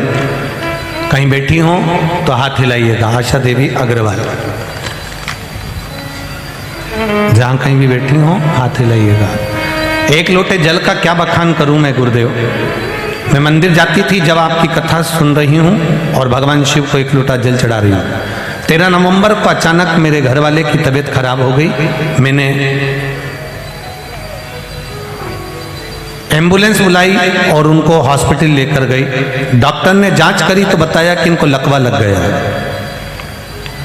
भगवान शंकर से क्या बोलूं मैं, देवाधिदेव महादेव से मैंने इतना ही कहा, बाबा अगर इनका शरीर पलंग पर पड़ जाएगा तो कौन संभालेगा, आप कृपा करिए, ये पूरा घर लेकर चलते हैं, आप इनको ठीक कर दीजिए। बाबा से प्रार्थना कर कर डॉक्टर अपना इलाज कर रहे थे और मैं एक लोटा जल चढ़ाकर पानी लेकर आ गई शिव जी का और उनको पिलाने लगी। बाबा की कृपा से आज की स्थिति में जितना तेज उनको लकवा लगा था, भगवान की कृपा से वो पलंग से भी नहीं उठ पाते थे, आज भगवान की कृपा से पूर्ण चल रहे हैं और स्वस्थ हैं। मैं बाबा को प्रणाम करती हूँ गुरुदेव। श्री शिवाय नमस्तुभ्यं। शिव तत्व होता ही ऐसा। भगवान शंकर का गुणगान, भगवान शंकर का स्मरण, भगवान शिव की भक्ति एक आनंद का सुख प्रदान कर देती। शिव जी प्रसन्न होकर प्रकट हो गए। भगवान शंकर सामने आ गए और भगवान भोलेनाथ जी प्रकट होकर तुरंत मेरे देवाधिदेव महादेव प्रकट होकर कहते हैं, भोलेनाथ जी प्रकट होकर कहते हैं, सुन, जो तुम विचार कर रहे हो प्रणत कि तुम भगवान शिव की आराधना ज्यादा करे हो, इस गलत फहमी में संसार का कोई मनुष्य ना रहे कि मैंने शंकर का मंदिर बनवाया, मैंने शंकर का गुणगान करा, मैंने ऐसा करा, मैंने ये करा। ना ना ना ना, ये तो करते हो तुम भोले बाबा, मेरा नाम हो रहा, करने वाला तो मेरा देवाधिदेव महादेव। हम तो केवल एक निमित्त, केवल एक निमित्त, उसके सिवा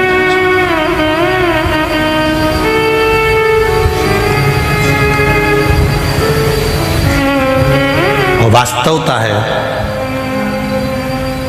प्रभु आपकी कृपा से सब काम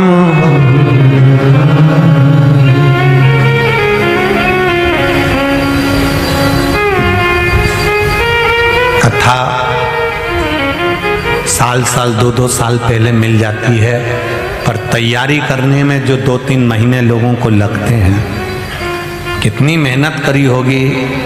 बहड़े परिवार ने जरा विचार करिएगा, इस बढ़िया परिवार का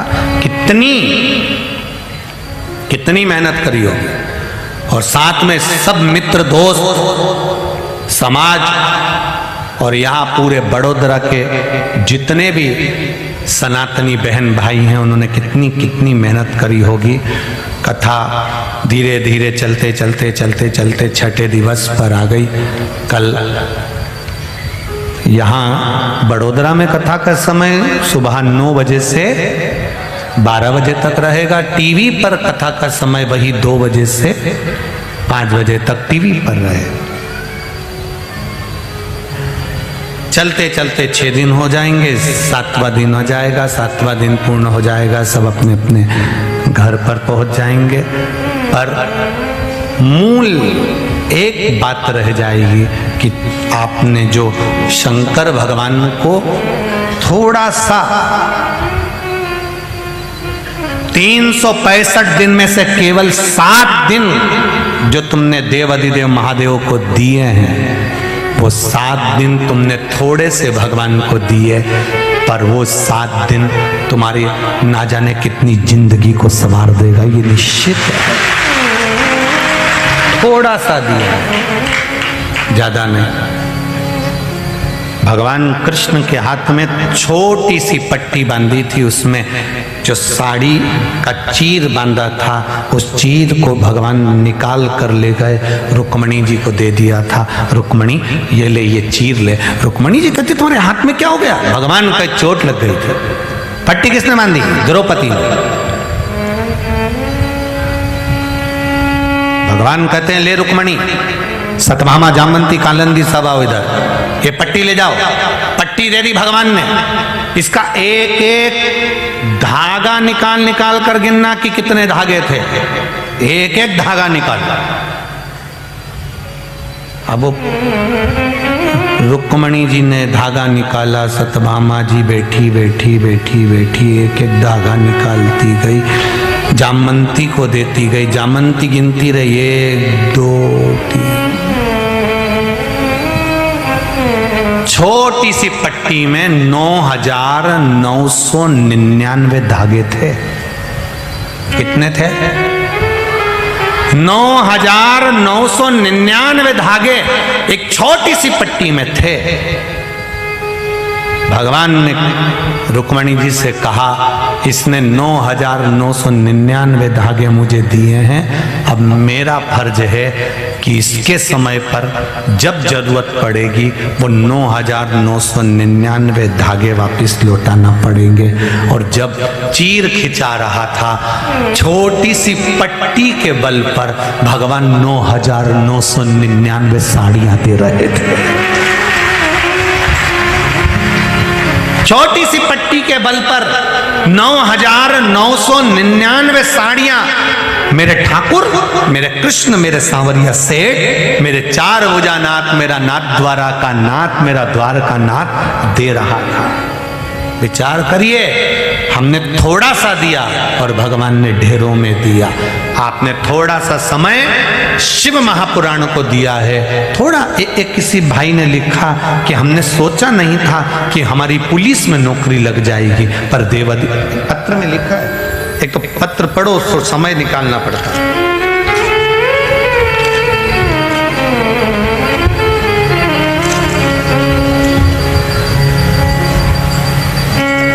राजू प्रिंस गौतम, श्री नैना देवी शक्तिपीठ नैना देवी से आई हूँ।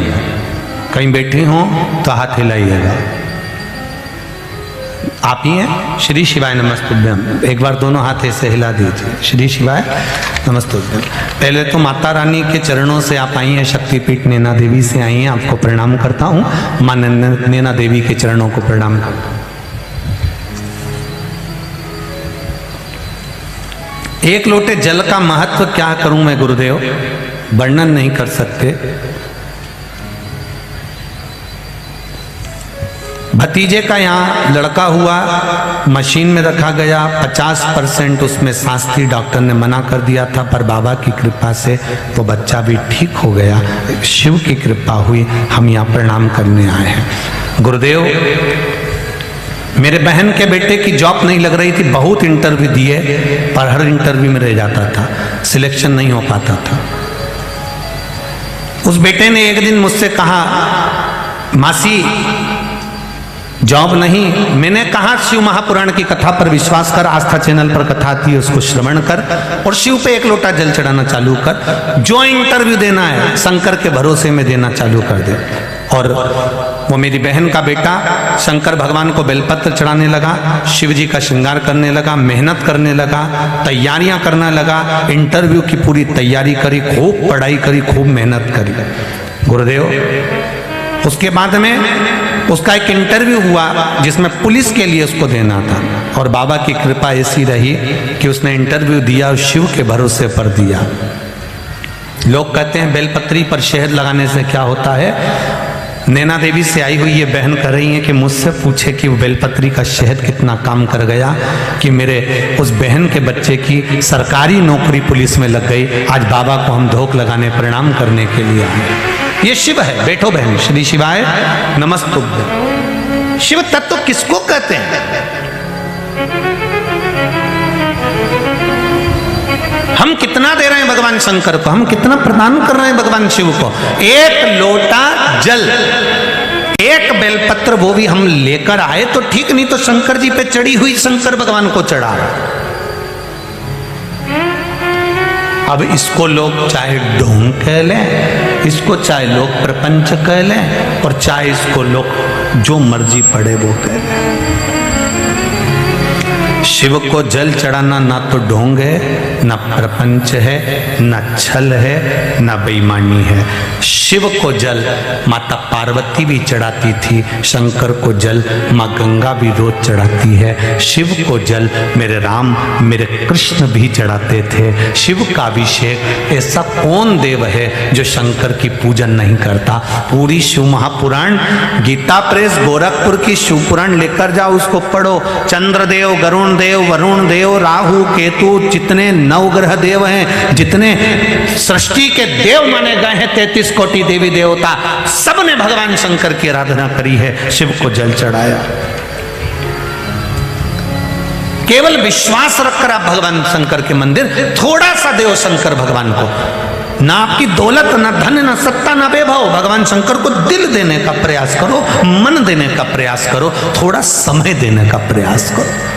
एक लोटा जल चढ़ाने में कितनी देर लगती होगी रे जीजियों, जरा बोलियो तो जरा, बड़ोदरा वाली, कितनी देर लगती होगी? घर से निकलते होगे, मंदिर तक जाते होगे, मंदिर पे चढ़ाकर वापिस आते, ज्यादा से ज्यादा 5 मिनट, 10 मिनट, 15 मिनट, इससे ज्यादा नहीं लगता। पर वो 15 मिनट अगर तुमने देवाधिदेव महादेव को दिया है, तुमने 10 मिनट नवयुवक बेटे बेटियों ने, मैं उनसे भी कहूंगा जो भले जीन्स पहन रहे हैं, टी शर्ट पहन रहे हैं, जिनके पास में रत्ती भर का समय नहीं है, क्योंकि मोबाइल ने सारा समय तुम्हारा निगल लिया है, हम उनको भी कहना चाहेंगे 10 मिनट का समय तुम इंटरव्यू देने जाओ, तुम पढ़ाई करो, मेहनत करो, कर्म करो, अच्छी मेहनत करो, उस मेहनत के साथ में शंकर भगवान पर एक बेलपत्र और एक लोटा जल चढ़ाना प्रारंभ करो। बाबा आपको ऐसी मंजिल तक ले जाएगा कि आपको पलट कर देखना नहीं पड़ेगा। इतने पत्र हैं पूरे बड़ौदा के पत्रों का, इतने पत्रों का ढेर लगा हुआ है।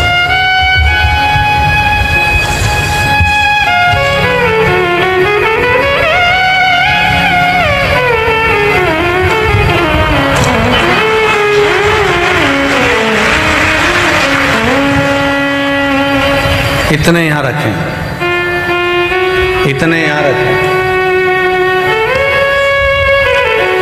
इतने पत्रों का ढेर लगा हुआ है बड़ौदा के। इन पत्रों में एक भी पत्र ऐसा, आप खुद यहीं रखे रहते हैं सारे पत्र, पढ़िएगा, इन पत्रों को निकालिएगा। इन पत्रों में केवल उनका भाव लिखा हुआ है। हम कई पत्र तो बोलते ही नहीं है, कितने बोले हैं। लोग कहेंगे महाराज कथा बाँचने बैठे हो कि पत्र पढ़ने बैठे हो।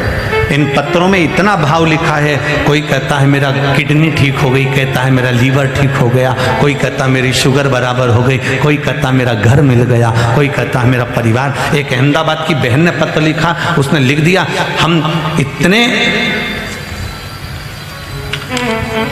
अहमदाबाद की कोई माहेश्वरी बहन जिनने पत्र लिखा,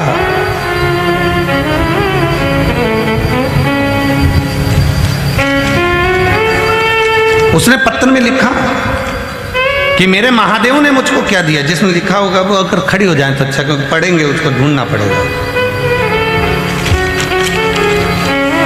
शिव तत्व का फल कितना, आप ही ने लिखा है। उन्होंने लिखा है, माहेश्वरी बहन है कोई, उन्होंने लिखा है कि मेरे बाबा ने मेरे पर जो कृपा करी है, मेरे बाबा ने जो मुझ पर करुणा करी, उसका मैं क्या बखान करूं। गुरुदेव, मेरा बच्चा कहता था, सीहोर वाले महाराज कहते हैं एक लोटा जल चढ़ाओ सब कुछ देगा माँ, तो हमें अपना घर क्यों नहीं देता महादेव। आप भी चढ़ाना चालू करो।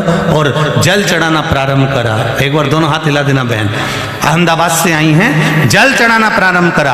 और जल का फल क्या मिला कि बाबा ने मुझे ऐसा मकान दिलाया कि उसमें 4 चांद लगे हैं, इतना बड़ा बंगला जैसा दिला दिया। ये शिव है, ये औघड़ी है। बैठो बहन, श्री शिवाय नमस्तुभ्यं। ये शंभू है, मेरा देव अधिदेव महादेव है। हम इन पत्रों को नहीं ले जाते, यहीं रखे हैं। आप पढ़ो, आपको मालूम पड़ेगा कि शंकर है क्या।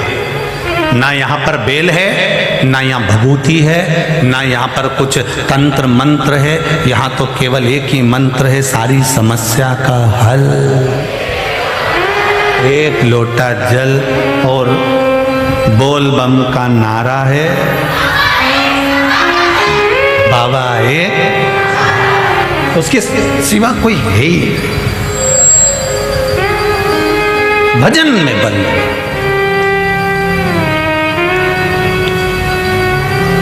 अब सौंप दिया इस जीवन का सब भार तुम्हारे, हे हार तुम्हारे हाथों में और जीत तुम्हारे। शिव कृपा से मिला, थोड़ा सा दिया, एक चीर दिया, 9,999 भगवान ने साड़ी दे दी। आधा चावल का दाना मेरे ठाकुर जी ने खाया, 10,000 ब्राह्मण का पेट भर दिया।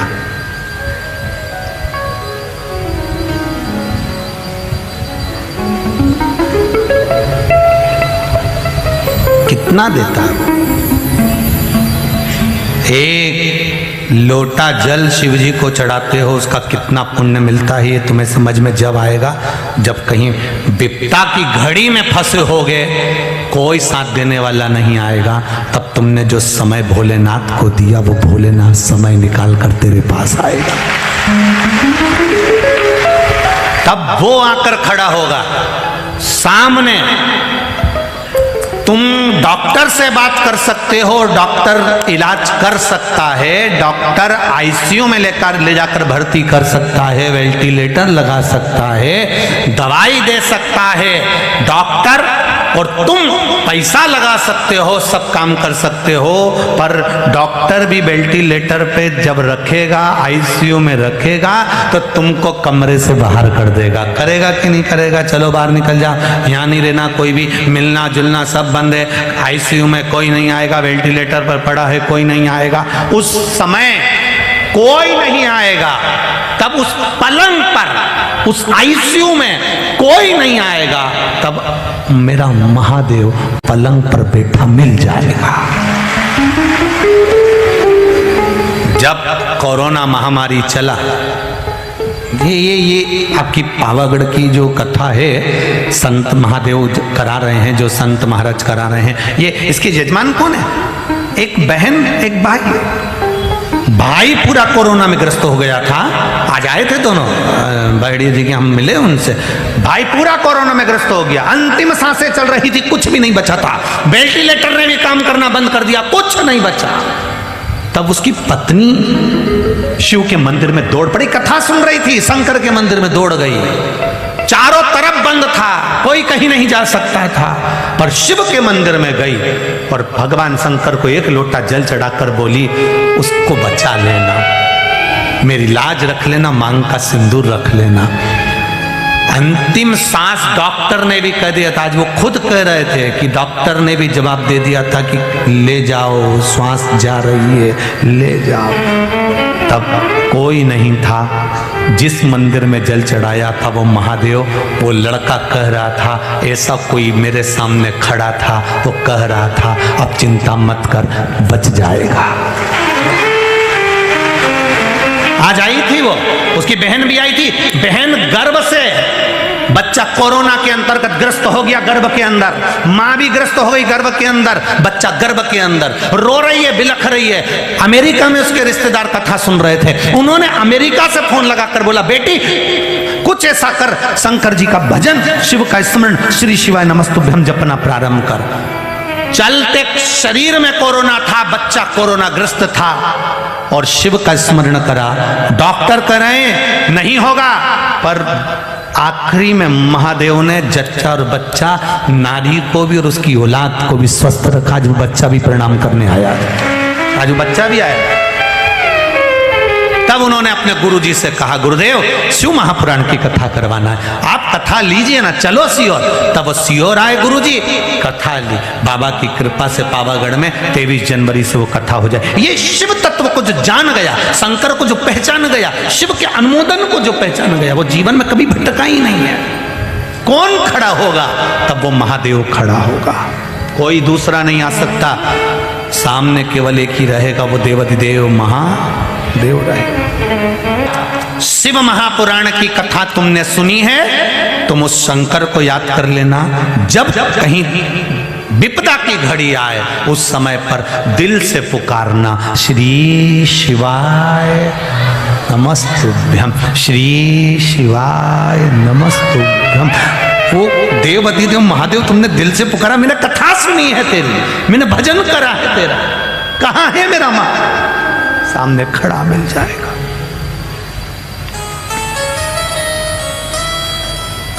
इधर उधर भटकना नहीं, हमको अंधविश्वास में नहीं पड़ना, ढोंग ढकोसले में नहीं पड़ना, हमें महादेव के चरणों में पड़ना है। उसके चरणारविंद की ओर हमें जाना। शिव भक्ति करो, भजन।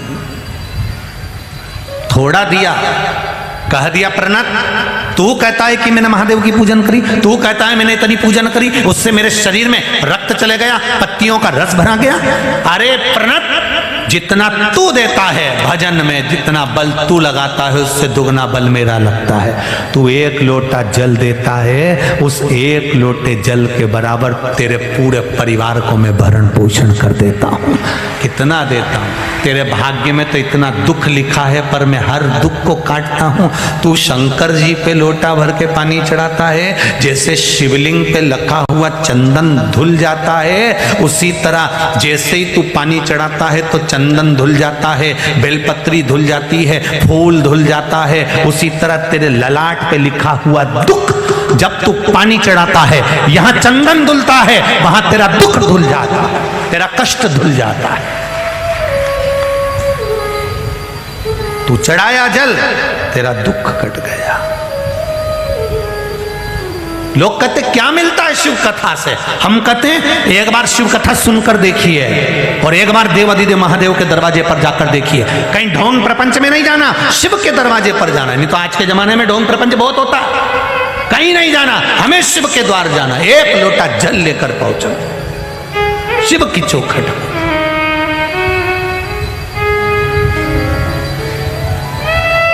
करो उसका भजन।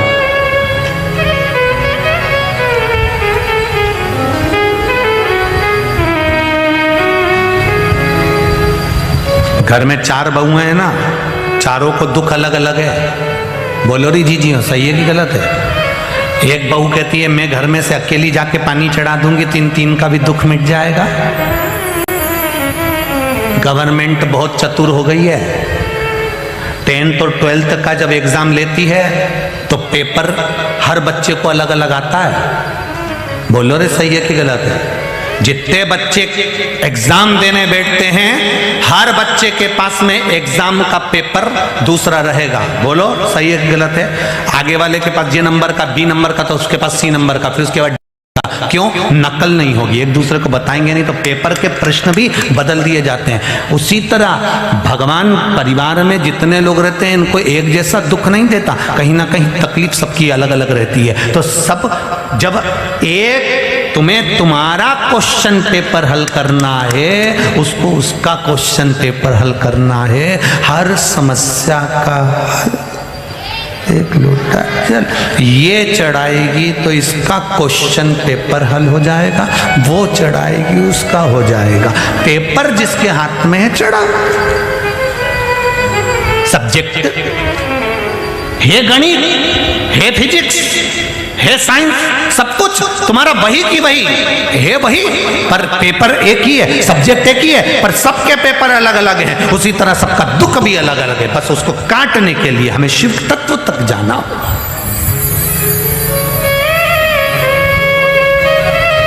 दुकान पर भी जा रहे हो, खूब कमाओ, खूब प्रेम से कमाओ, दुकान पर खूब जाओ, खूब काम करो, पर साथ में मेरे महादेव का स्मरण करो।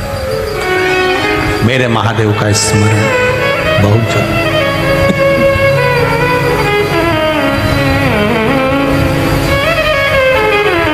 महाराज प्रणत, तूने तो थोड़ा दिया और कह रहा इतना बखान कर रहा।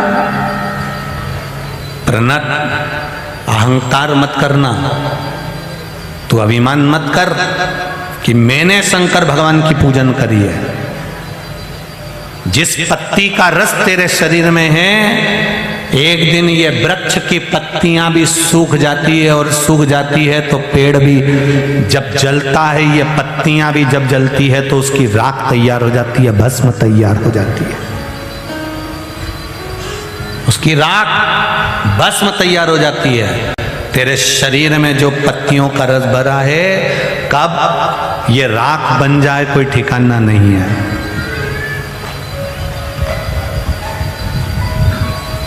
कब राख बन जाए इसका कोई भरोसा नहीं।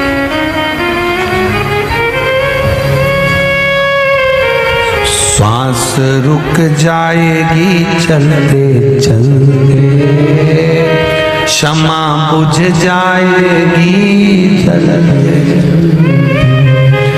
दम निकल जाएगा रोशनी का, क्या भरोसा है इस जिंदगी। शरीर, समय और सत्ता कभी एक जैसी नहीं रहती। क्या क्या चीज बोलिए जम के? शरीर, समय और सत्ता एक जैसी नहीं रहती। कब समय बदल जाए, किसका समय आ जाए कोई भरोसा नहीं। कब सत्ता बदल जाए, किसकी आ जाए कोई भरोसा नहीं। कब शरीर बदल जाए, कब शरीर है, श्वास है, और कब चली जाए कौन का भरोसा। इसलिए कहा समय, सत्ता और शरीर ये सब जब तुम्हारे पास में सही चले तब भजन कर लो। समय अच्छा मिले भजन कर लो, शरीर अच्छा चले भजन कर लो, और सत्ता जब तुम्हारी रहे तो अच्छा काम कर लो, अच्छा कर्म कर लो, तो तुमको जिंदगी भर लोग याद करेंगे कि उसने कुछ अच्छा किया है। जिंदगी भर याद करेंगे कि कुछ अच्छा कर। शरीर मिला अच्छा, अच्छा करो, करो भजन।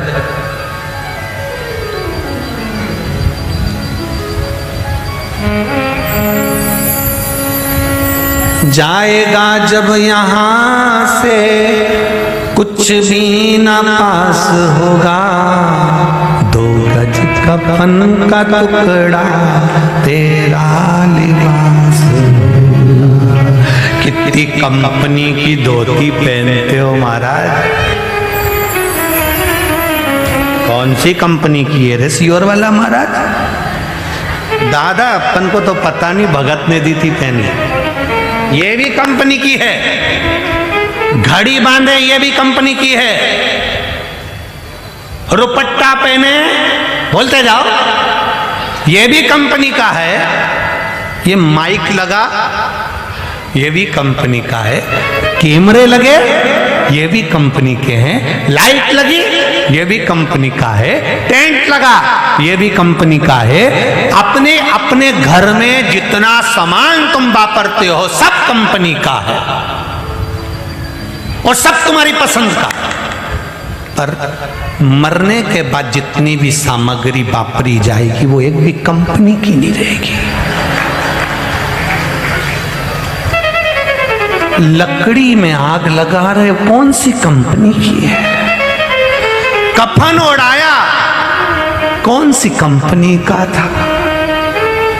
तिल्ली और जौ लाए, चावल लाए, पिंडा बनाया कौन सी कंपनी का था?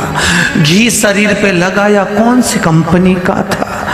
कपड़े भी ऐसे ही लिया है मुर्दे को पहनाने कौन सी कंपनी का था? जितने समधी साल लेकर आते हैं वो कंपनी देखकर नहीं लाते, बोल देते निपट गया दे दो।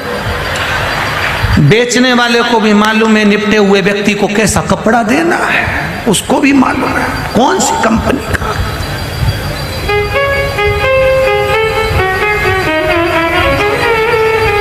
$25 लाख की गाड़ी में घूमने वाला भी 25 रुपए के लोटे में भरा कर चले जाता है। 25 रुपए का लोटा पीतल का, तांबे का, इतना बड़ा, उसमें 4 हड्डी पड़ी, थोड़ी सी राख। फ्लाइट में लेके जा रहे थे हरिद्वार। फ्लाइट वाले ने भी पूछ लिया चेक करते समय, जब बैग अंदर गया चेकिंग उसके, तो उसने भी पूछ लिया इसमें क्या है? हमारे दादाजी की अस्थियां। तो हवाई जहाज में ले जा रहा है। दादाजी का बहुत मन था एक बार हवाई जहाज में बैठ जाऊं। अरे पगला, अरे ओ डीकरा, छोकरा, दादाजी जिंदा थे तब इच्छा थी, मरने के बाद उन्होंने थोड़ा ना कहा कि हमारी हड्डी को हवाई जहाज से ले जाना। जिंदा है तब ले जा, जिंदा है तब तक उनको कथा में ले जा, जीवित है तब तक भजन में ले जा। नहीं, जिंदा थे तब दादा कहते थे बेटा कथा हो रही है, बहेड़िया परिवार करा रहा है, ग्राउंड में चल रही बड़ोदरा में, ले चल। तो छोरा कहते बहुत भीड़ है, रहने दो, तुम नहीं जाओ। बूढ़े व्यक्ति को ले जाना कौन पसंद करता? बोई छोरा सुबेरे सुबेरे कुत्ता घुमाना पसंद करता है, पर डोकरा डोकरी को नहीं। और बाद में मर गए तब हमारे दादाजी की अंतिम इच्छा थी। वो मशीन वाला चेक कर रहा, इनकी इच्छा प्रकट कर रहा।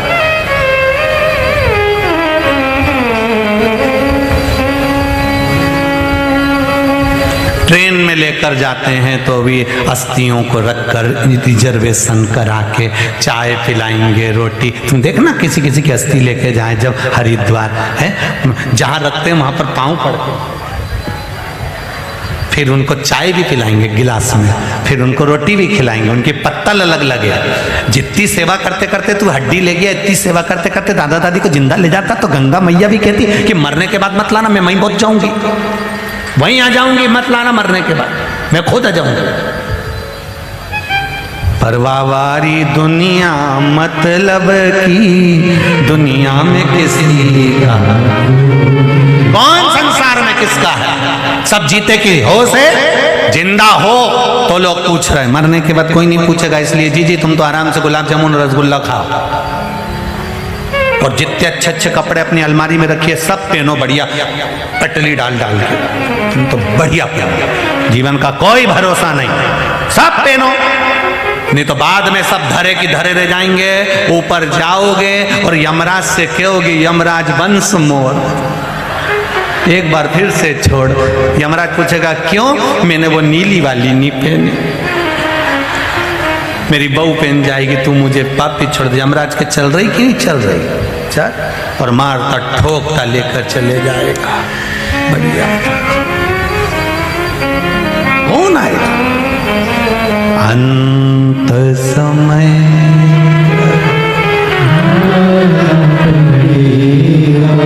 वचन दिया तो आए ना आए प्रभु अंत समय प्रभु। ये शिव महापुराण की कथा ये हमें बताती है कि हमें 2 कदम चलकर भगवान के पास जाना। ये तो कथा कल विराम हो जाएगी, 12 तारीख से बैतुल में चालू हो जाएगी, दोपहर में 1 बजे से 4 बजे तक। माँ ताप्ती शिव महापुराण की कथा, सूर्य भगवान और यमुना जी और ताप्ती का पूरा चरित्र सुनना है उसमें।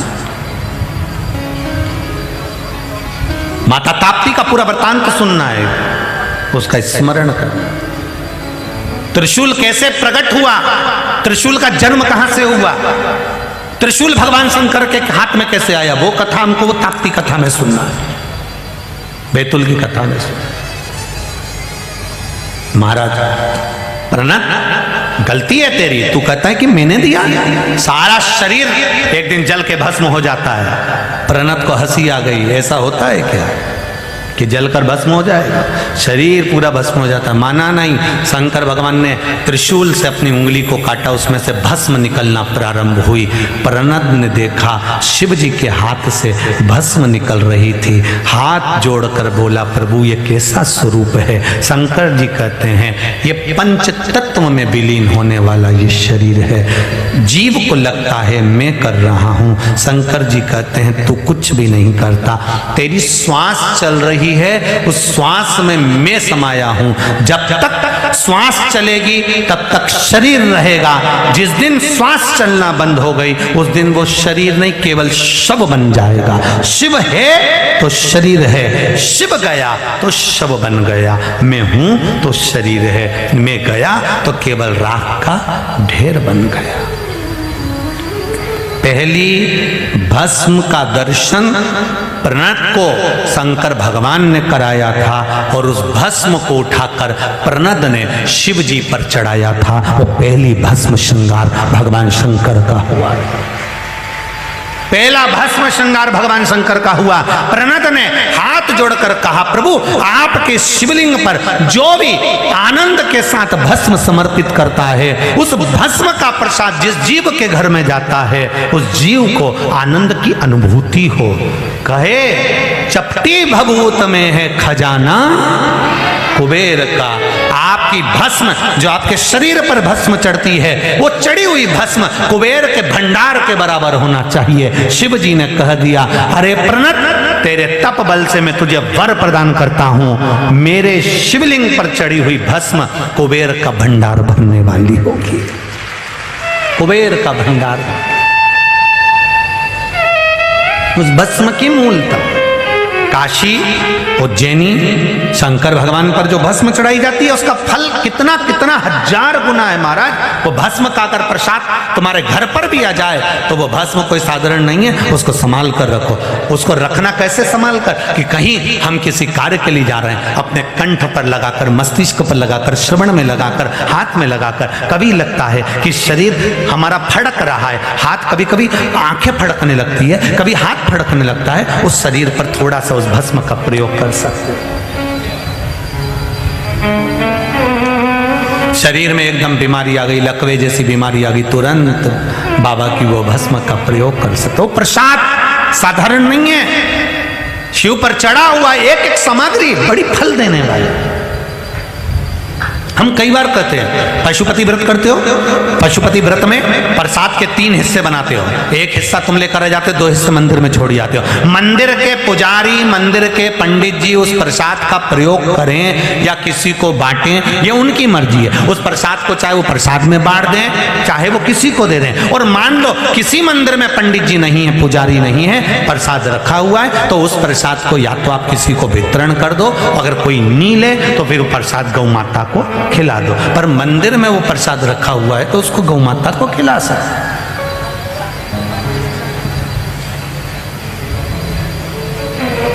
पर आप नहीं खिलाएंगे। जो वहां पर कोई गया दर्शन करने, उसको दिखा कि बहुत सारा प्रसाद है, या तो बांट दे, नहीं बटे तो फिर गौ माता को दे दे, उसको गौ माता को। महाराज शिव कथा कर रहे, भगवान शंकर का संवाद कर रहे। प्रणत ये भस्म कोई साधारण नहीं है। माता पार्वती जी ने भगवान शिव जी को जो भाव से समर्पित करा है 7 वस्तुएं, उसमें एक जल है। जल भी शिव को चढ़ाया गया, वो भी प्रसाद का भाव कहता है। आपको कथा में पहले कहा, शिव जी को चढ़ाकर जल का पात्र लेकर जब हम घर पर आए उसमें थोड़ा सा जल जरूर झेल कर लेकर आए। खाली पात्र मंदिर से नहीं लाना। थोड़ा सा भी जल है तो वो आचमन या घर में छींटने के लिए, सुख देने के लिए। दूसरा, माता पार्वती जी ने शिव जी को चढ़ाया है बेलपत्र, वो बेलपत्र भी प्रसाद का कार्य करता है, उसका भी सुख है। तीसरा, चंदन भगवान शिव को जो समर्पित करा गया वो चंदन भी हमारे जीवन में, शिव को चढ़ा हुआ चंदन अगर मिल भी जाता है तो कोई फैक्ट्री, कोई दुकान, कोई व्यापार, कोई व्यवसाय में भी अगर तकलीफ है तो चंदन का जल हमें सुख प्रदान करता है। केवल उस चंदन के जल के 2 छींटे भी द्वार पर हो जाते हैं तो उसका फल हमें मिल जाता है। शिव जी को चढ़ा हुआ आकड़ा, आकड़े का पुष्प रोग और बीमारी को हल लेता है। शिव जी को चढ़ा हुआ धतूरा सर्व सुख की अनुभूति करा देता है, बड़ी बीमारियों को हरण कर देता है। शिव जी को चढ़ा हुआ भस्म और शंकर जी पे चढ़ा हुआ रुद्राक्ष, ये भी वो प्रसाद है, शिव जी का दिया हुआ प्रसाद है रुद्राक्ष। क्यों लोग कहते हैं सारी दुनिया का रुद्राक्ष और एक बार कुबेरेश्वर धाम सीहोर का रुद्राक्ष, उसका फल जब उसका तप साधना, उसका फल उस कंकर संकर की भूमि से जो रुद्राक्ष, कई लोग व्यापार करते हैं, कह देते हैं सीहोर वाले महाराज का रुद्राक्ष है, सीहोर का रुद्राक्ष है। कई लोग आपको यहां पर बेचते हुए मिल जाएंगे सीहोर का रुद्राक्ष कहकर, कहीं कहीं का कहकर। नहीं, सीहोर का रुद्राक्ष ना तो कभी बिका है और ना कभी बिकेगा। सीहोर का रुद्राक्ष वहां काउंटर है, अगर किसी को रोग बीमारी है अपनी फाइल दिखाकर ला सकता है। बाकी की जनता के लिए वहां का रुद्राक्ष 16 फरवरी से 22 फरवरी में ही वितरण होगा, उसके सिवाय नहीं होगा। और अब की बार 1 साल तक रुद्राक्ष का काम आगे पीछे चलता रहा, पर अगली बार वो 7 दिन में देकर हम भी हाथ जोड़ना चाहते हैं, क्योंकि सब वहां आकर खड़े हो जाते हैं, नहीं दे पाते हैं तो दिल दुखता है। प्रयास करें। रुद्राक्ष महोत्सव का वो रुद्राक्ष कोई साधारण नहीं होता, उसका फल अनेक, उसका आनंद अनेक, उसका सुख अनेक। और आप भी आनंद लो। हम भी आपसे कहेंगे 4 अप्रैल से कथा उज्जैन महाकाल की नगरी में रहेगी, वहां भी आप सुने। और रुद्राक्ष उत्सव 16 फरवरी से 22 फरवरी तक रहेगा, आप उसमें भी पधारो और आनंद लो। पर कोई वीआईपी ट्रीटमेंट, वीआईपी हमारे पास में पास या वीआईपी कोई चीज नहीं है। केवल एक ही चीज वीआईपी है, वो देव अधिदेव महादेव है। वहां तो जो पंडाल मिल जाए उसमें सो जाओ, जो मिल जाए वो खा लो, और जैसा मिल जाए रह लो और भजन करो और बैठकर भगवान शिव का गुणगान करो। इसके सिवाय कुछ भगवान देवाधिदेव महादेव की कथा करो। प्रणत ये संपूर्ण शरीर हमारा, संपूर्ण देह हमारी भस्म से लीन है, कुछ भी नहीं शरीर का, अंत भस्म में मिल जाना ये शरीर का गुण है।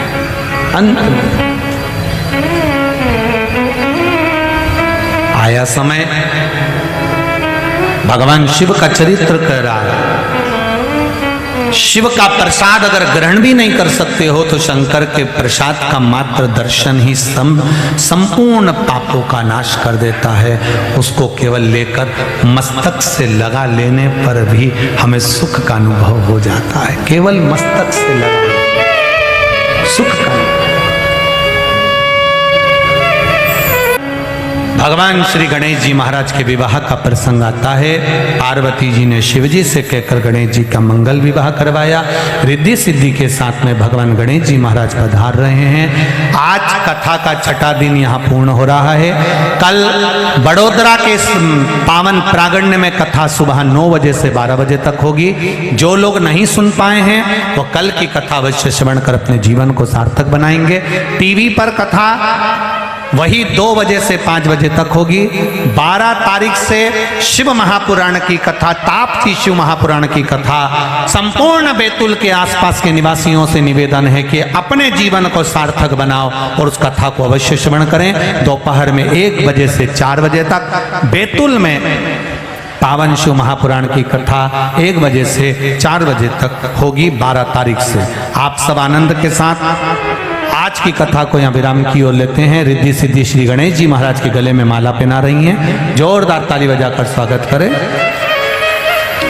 अब गणेश जी महाराज ने रिद्धि सिद्धि को एक माला पहनाई है। रिद्धि सिद्धि ने वो माला उतार कर वापिस श्री गणेश जी महाराज को पहनाई है। बोल गणेश जी महाराज की। गणेश जी ने अपना हस्त कमल रिद्धि सिद्धि के ऊपर रखा है। चारों तरफ आनंद समाहित।